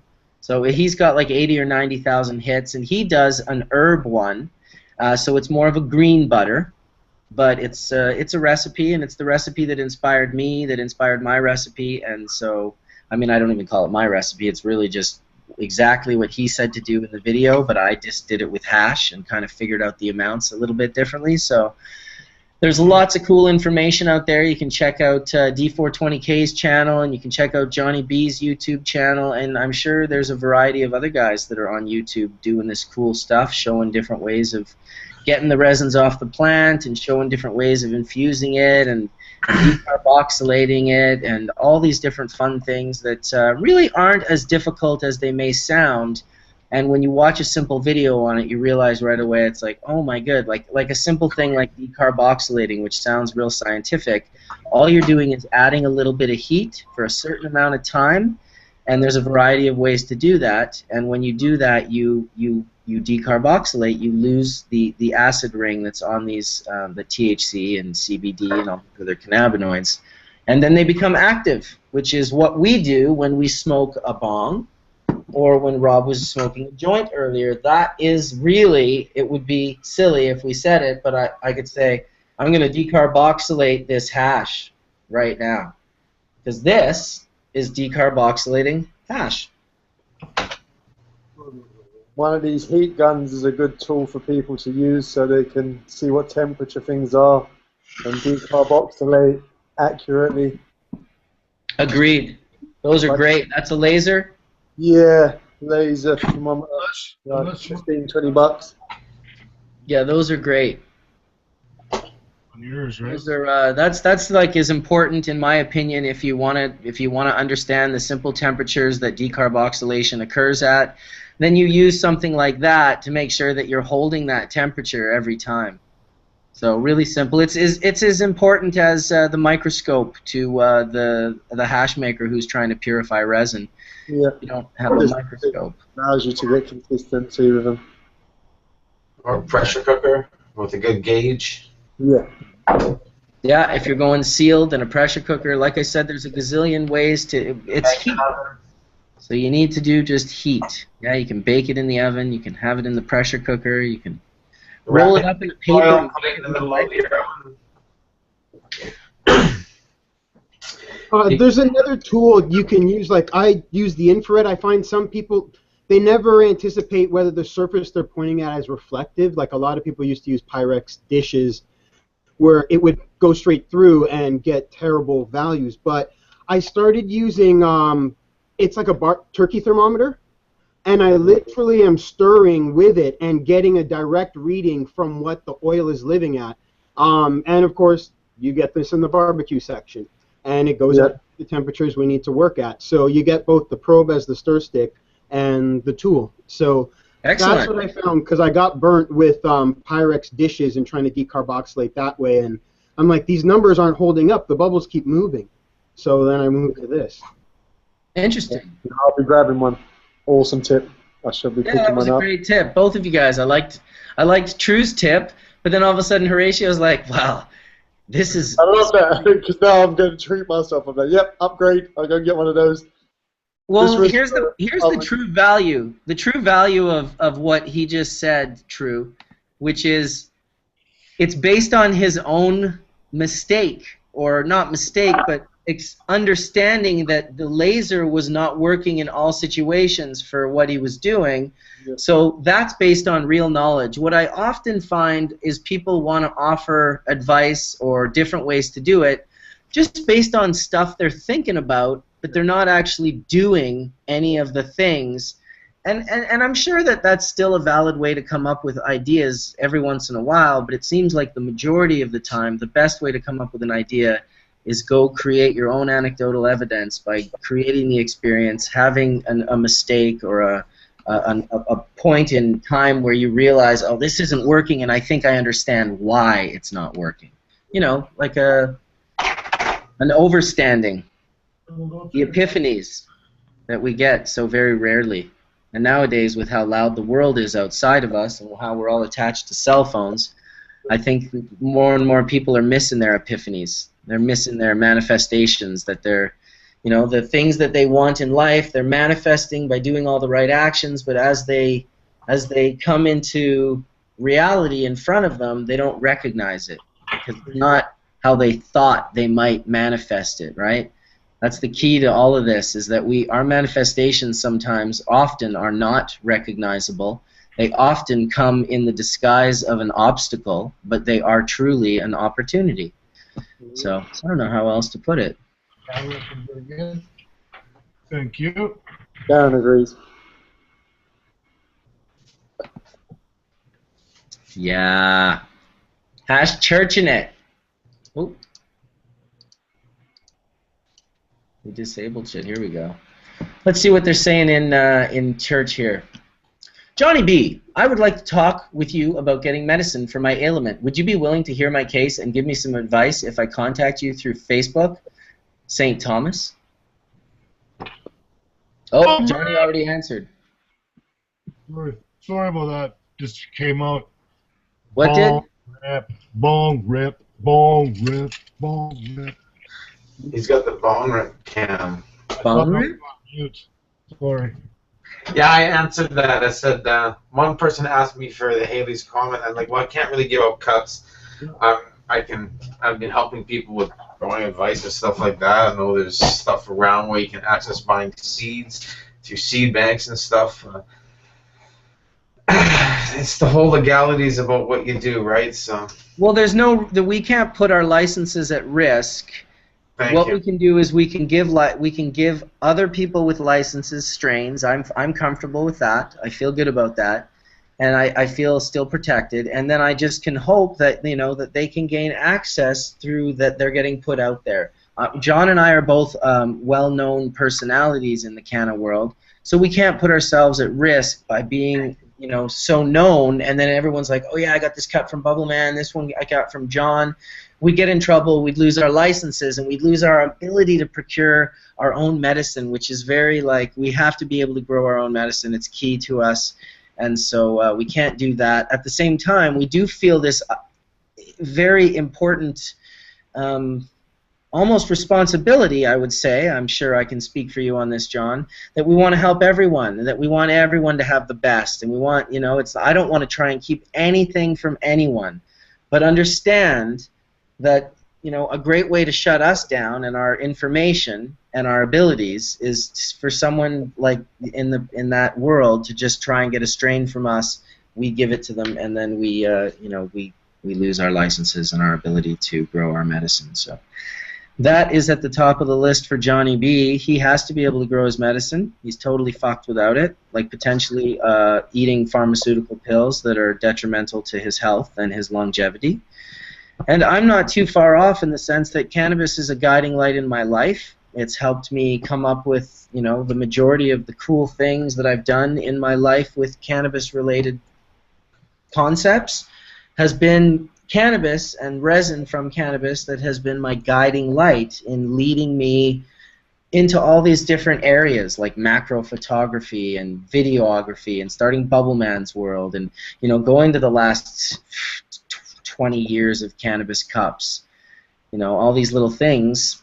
It's my passion. It's what I love to do, and I just can't stop doing it anytime soon. Oh. Yeah, and for me, it's really my passion wasn't before my fall, but really became after my fall in 2005, and the research and understanding how cannabis helps me with my condition, different strains for different conditions, and learning more about cannabis to learning more about the tripone, learning really more about the message, which is so awesome. I think the years of looking ahead of what we're about ready to embark on is just exciting. What we're always talking about and the direction that everybody's going, and just hash church and learning the different ways and different methods of being able to feed our endocannabinoid system. It's just awesome, guys. Good job. Thank you. It's pretty good. It's, you know, here at Hash Church, instead of eating the incorporeal body of Christ, i.e. the wafer and the blood of Christ, we feel that it's important to have the bong water, not to drink it, but to smoke and inhale our vapors and resins through the wonderful cloud of H2O. And so the body of Christ here on Hash Church, because we don't have Christ, we just have hash, is, you know, feeding your endocannabinoid system, getting some cannabis orally ingested into your body, because please don't think that if you're just gabbing 150 times a day that you're going to have a endocannabinoid system that's going to be properly regulated. You're going to have to actually consume, think of it as the fuel that your endocannabinoid needs to run the system, and you need to put it in there orally. You need to eat cannabis or cannabis extracts or cannabis infusions, depending on what you have. I personally don't think it's an ideal, great idea if you have cancer or an immune system deficiency to fuck around with chemical extracts and or sugar. So, you know, it's not really good if you're trying to cure cancer to be eating like hash brownies when there's so much sugars which are feeding the cancer simultaneously while you're trying to shrink them. So I don't know if this is common sense or not, but it seems like fairly common sense just from like things that you can learn from Googling around simply enough about cancer and about the endocannabinoid system. One is feeding the cancer, and one is convincing the cancers to commit suicide through the mitochondria of the cell, and that is those are two very different things. Well, I mean, sugar's at the root of multiple disorders, that whether it's feeding bacteria in your gut to a disproportionate balance that then stops you from being able to digest food properly. Sugars at imbalanced sugars, unwhole sugars, processed sugars. It shows up in multiple ways. So the fact it feeds cancers or it feeds bowel bacteria to go out of whack, that's always got to be in adherence when your main problem is a disorganized situation of health. So whichever way you're using cannabis, balance out the sugar in your dietary lifestyle. It's the same need when you're trying to cure alcoholism. You can't have sugar peaks and sugar falls that send you into emotional bouts that'll make you drink. So I think everyone should take a real serious look at sugar. And as Dane brought up last week, gluten as another one of those subtle things that triggers a bunch of other things to go out of balance in your life. Why is my gallbladder hurting? Well, it's failing to produce a certain chemical that came from wheat that disabled your body. So cannabis really is opening us up to all of the other aspects of human nutrition because it seems to work in harmony with it. Because even if you beat the cancer, what lifestyle do you come back to? You got to come back to something good, or else the cancer will come back. Yeah, because the cancer never really goes away. It just goes into remission. It turns off. The cells are still there. It's still able to start back up. And one of the things that Tony says, and I'm pretty congruent with this level of thinking, is that we're not really curing things as much as just it's almost like a system that contains all these different things, and they're not turned on, but through different deficiencies they turn on. And so you get those deficiencies back up to par and on the level. You get your endocannabinoid system regulated, which is, once again, it's the homeostasis of your immune system and your central nervous system. Having those two systems in congruence, vibrating at the same frequency, everything, that's what the endocannabinoid system's job is really to do. And that's why you get the CB1 receptors in your brain and the CB2 receptors down in your peripheral organs. You've got your immune system and you have your central nervous system. Interesting that that's where the CB1 and the CB2 receptors would be. Well, one of the things about that analogy that I found, I'm like, wow, that's the same thing as soil. The body is the soil. It's like germination conditions. You're trying to change the germination conditions. In any 1 square meter of soil, there's 2,000 seeds, but when the acidity is right or when the pH is high enough, certain seeds germinate naturally to address certain conditions. And the same thing comes up with disease. So when you go into deficiency, it becomes an ideal situation for even cancer to proliferate. So when you get that cannabis and get that cancer in remission, you've also got to produce that body that is an environment in which cannabis cannot basically thrive and re-germinate. Just like, you know, you have weeds, and that doesn't mean they naturally grow if you have plants above that are more, you know, adapted and more harmonious in its environment. The human body is the same way. When I'm eating good, all of a sudden you don't get sick. So you don't take medicine on a holiday cycle of I get sick after Thanksgiving, I get sick after Christmas, I get sick after Valentine's Day. With those three things missing, you have so many side effects that are lacking now in your body that health becomes the natural condition. It just takes over when you remove those enabler type chemicals and conditions. So hell yeah to sugar, hell yeah to that analogy, because I can do the same thing in my garden. And as long as I produce the harmonious environment, good plants grow that are good for humans. And if I chop up and I till the shit out of the soil, bad plants that I don't eat tend to grow and reject the human and say, you don't belong in this situation, you've wrecked it.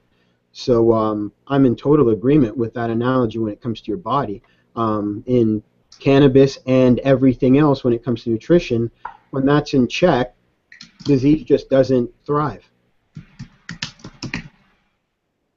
True, true. Very well said.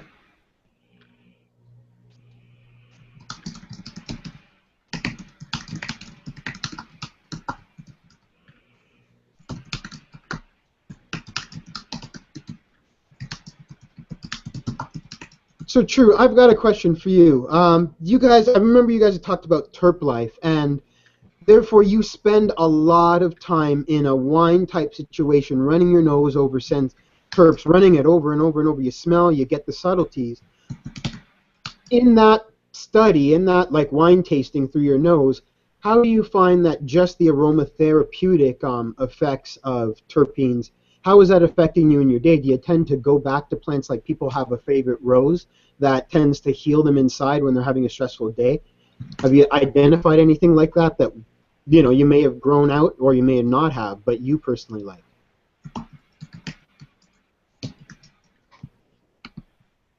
Sorry, was that to me? Yeah, Casey. I'm just asking, like, I think about true genetics, and I'm like, I just thought, when I saw you and Ramon, I was like, man, these guys just comb over it. I see them just, and you're like, this is our terp life, and I'm like, well, I mean, terp life probably started 10 years ago with a sense of just a passion, so you've got a sommelier taste to go to the point of breeding genetics. You know, we're trying to breed, as far as terps, we're just trying to get a real variation. We're so... Over here, we've got no privilege of being able to get anything tested. So what we're really trying to get is that variation, because we are noticing, obviously, with the different terpenes, a massive effect. So it's not based on, like, indica this, sativa that. It is the terpenes. We're noticing huge differences in the effects that you get from that. And that's why we're trying to look for real, unique, varied terpene profiles. Once we can get things tested, then we're going to be able to really know what direction to have a full kind of catalogue of varied things rather than have things that are just doing the same thing and have no real merit. Well, that's kind of why I was like, you don't, I mean, the testing helps you prove out what you have and be able to say, yeah, that's the uniquified effect, but nobody has to do that in wine to judge when you're basically, okay, our breeding program is based on aromatherapeutic values that we're assaying with our noses. Where someone else may go, well, my breeding program is based on bag appeal, or someone says, no, I'm trying to get as much under a light as I can. You've all developed one passion that drives your whole, it's the whole hierarchy based on one guiding principle. So that's kind of why I'm like, well, what have you noticed? Like, when do you say, smell this, and the person goes, oh, man, I got to eat, or someone goes, smell this, and it's like, uh-oh, I got to go to the bathroom. And you go, well, I don't know what that means, and maybe with testing I'll find the name and look it up and go, yeah, that terpene is exactly what they're using in other medicines to heal this problem. But just off of smell alone, not even being able to taste it, how do you feel? Because, I mean, we don't taste roses, but roses go with humans hand in hand, and they're medicine, you know, 100%. So what could you say on the strains you've come across and that nose effect and when it comes to healing yourself?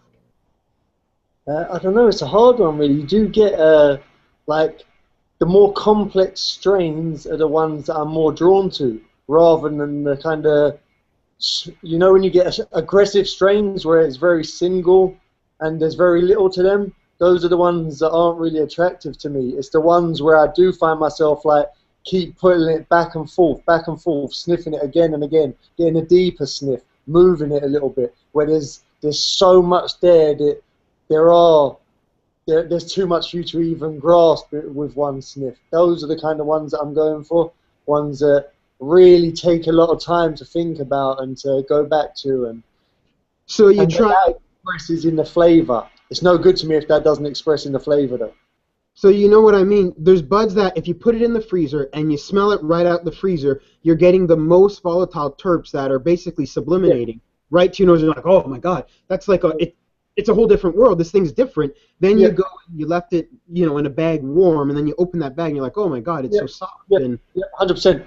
Yeah, those basically realms of discovery, because what you'll find is those are closer to the landrace genetics that were so developed through time and effort. And I survived the summer, I survived the heat, I survived the hurricane. Yeah. Of course, you're going to be a more complex person, and that's kind of where I'm like, we can go forward in trying to emulate the strains we have, but I'm like, I just want to go backwards and discover the mystery, because every time I find something, there was a strain, ODD's OD from TGA allowed me to smell, and it was called Oregon Blues, and he has his Oregon line, but the Blues had a Jamaican that is an arguable landrace that I just back and forth, and I just dropped everything and spent the whole night with him over that one strain, and I'm like, what's that Jamaican? And he's like, it just seems to kindle something in my bones, and he's like, and he just kept smiling, and he just kept smiling, and he just kept smiling, and I'm like, this changes everything. Like, I've been smelling fantasticism all night, but just let me talk with you, buddy. Just tell me what you did, and it's phenomenal when you get into that real world. I'm like, that's why I'm like, there's going to be 32 strains that, you can pretty much make everything out of, because they're so complex. You just have to isolate it. Yeah, I've got a broadleaf black, which was a black demeanor hit with a San Fernando Valley Chem, and every last one has been very similar, like rotten, funk, rubber, and then there's one out of all of them that smells like cherry cough drops. Just cherry, medicinal cherry, and it's got the most beautiful, complex, deep aroma to it. And the smoke, the only way I can describe it is just calming. It's just a beautiful, calming high. Just made me feel nice. That I can't wait to have that tested, because from the aroma and the uniqueness and the complexity of it, and just the feeling that I got from it, that I knew was going to be there. I knew it was something special all the way through, even though it was the least attractive looking. It was didn't look like it was going to do anything up until about week 8, when it started to like put on a bit of frost and bulk out. But the smell all the way through was just like cherry menthol. Because that's what, I mean, we know what cherry menthol does for cough, so I mean, I'm already like, does it have that CBD cherry? Is it already a CBD? That's what I'm wondering. Yeah, I'm so curious. That's why I'm like, yeah, even just using your nose, you can start to go, well, I'm holding on to this, because what if the potential for a cherry pheno that's producing CBD and a whole different medicinal possibility for people, you can pull that right through your nose. That's why that's why I'm saying, like, tell a story that tells people follow your nose and read up what these terpenes mean, because it's going to tell you a whole thing about your plant you didn't consider, and we can do a lot without lab testing. A lot of my selection of males is often like earmarked from very early, when you get like little seedlings that you knock them and they stink. From when the smell's there, you're getting that kind of aggressive, complex smells from seedlings where you can smell it in the batch, and then all of a sudden you give it a knock and it's got a different smell, and you rub the stem and then it jumps off, and then you smell your fingers and there's something else there, and you're like, wait, this is interesting. There's a lot going on here, and it's only a baby, and you kind of make a note of those ones, and it's often those ones that stand out as it furthers along and you start flowering things out. Well, I remember Mark mentioned that, like, as soon as he cracked that Jamaican seed, the first leaves, he was already reporting back, funk, the keynotes that, I mean, I know you're thinking about that, just that I brought that back up. But Mark, can you say anything about those terps that you got off of even just that initial growth before, even trying to potentially flower it, anything like that, the vegetative side of plant smells? From doing macro photography is when I really started discovering that almost all seedlings contain bulbous gland heads in the first set of leaves. Now, not the first subset of leaves, which is the cotyledon, but the epicotyl is what I'm talking about. The first true set of serrated leaves that come up and out. And I photographed this and I posted this on a multitude of venues, from my Flickr page to my Instagram to my Facebook page, and maybe even shown it in some YouTube videos. So those resin glands are present, and they definitely are, to me it makes a lot of sense that they're probably very rich in terpene, in the sense that that's what, half of the profile of the gland head that's actually producing the profile, half of that comes from the phenols and the terpenes. So half is terpenes, half are phenols, and those are pushing up into the gland head and cooking up into existence all the whole 100+ terpenes or 200+ terpenes that we know about, as well as the 100 cannabinoids. All cannabinoids are like a subclass of terpene. They come from terpenes. That's what produces them. So it makes sense to me that in these really young plants that there could be these resin glands emitting nice sticky substances, and it would be an amazing way. Of course, it makes sense why humans have developed this unique relationship with the plant, because there's this, like Horatio said, things that you can do without a lab.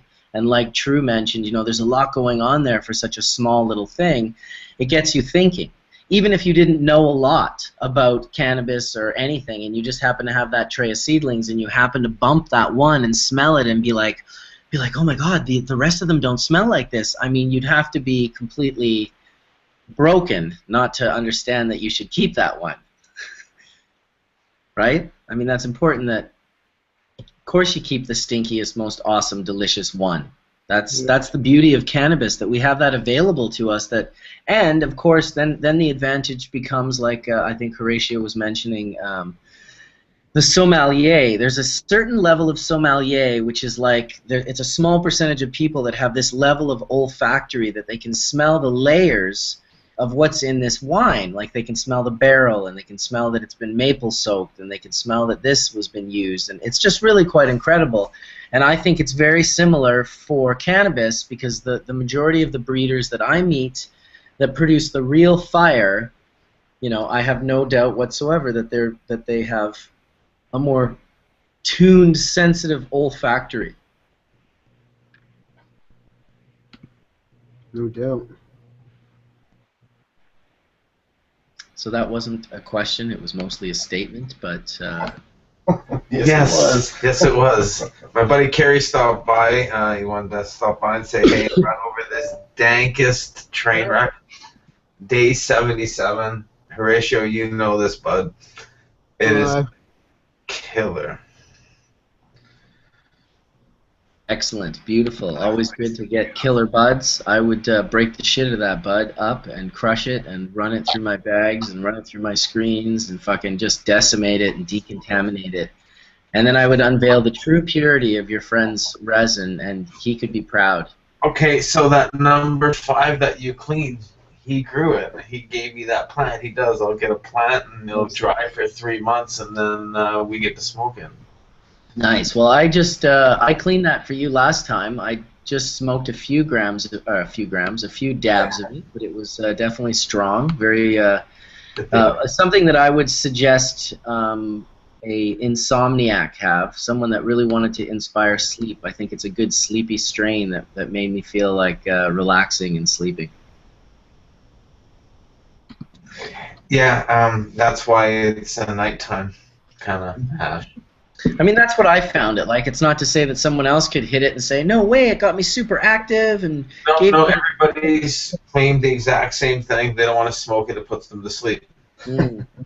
Well, one day you'll find someone that smokes it and it makes them awake. That's the beauty of the human experience. There you go. Very, very nice. Hey guys, I'm gonna sign out.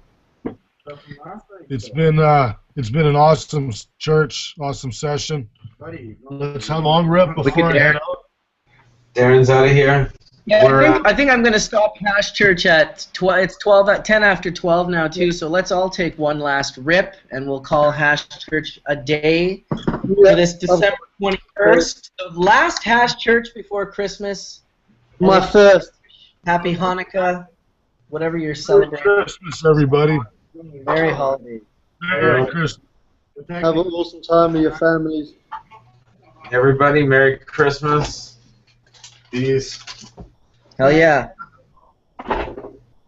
Bubble on. Smoking. Oh, did I just drop down?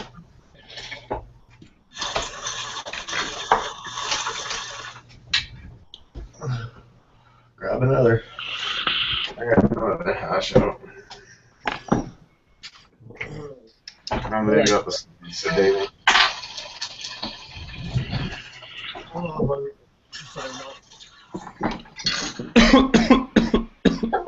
I burned out. Oh, fuck yeah! Shit, boy. Good shit. Awesome, D. Well, Awesome. thank you, True, for coming in. Thank Awesome. you, Darrin. You're part of it. Thank you, Horatio, Johnny B, and his buddy. Big thanks to Robert Connell Clarke for coming in and speaking with us today, and hopefully joining us for more Hash Churches. And really, big shout out to all the people, like the 250 to 300 people that watched Hash Church today around the world. Thanks for sharing your time with us, guys and gals. We know it's a valuable time, and we appreciate it. And we hope that, as always, that you gained many things from Hash Church. So peace out. Peace Thanks for out. watching. Bye, everyone. Guys, next week.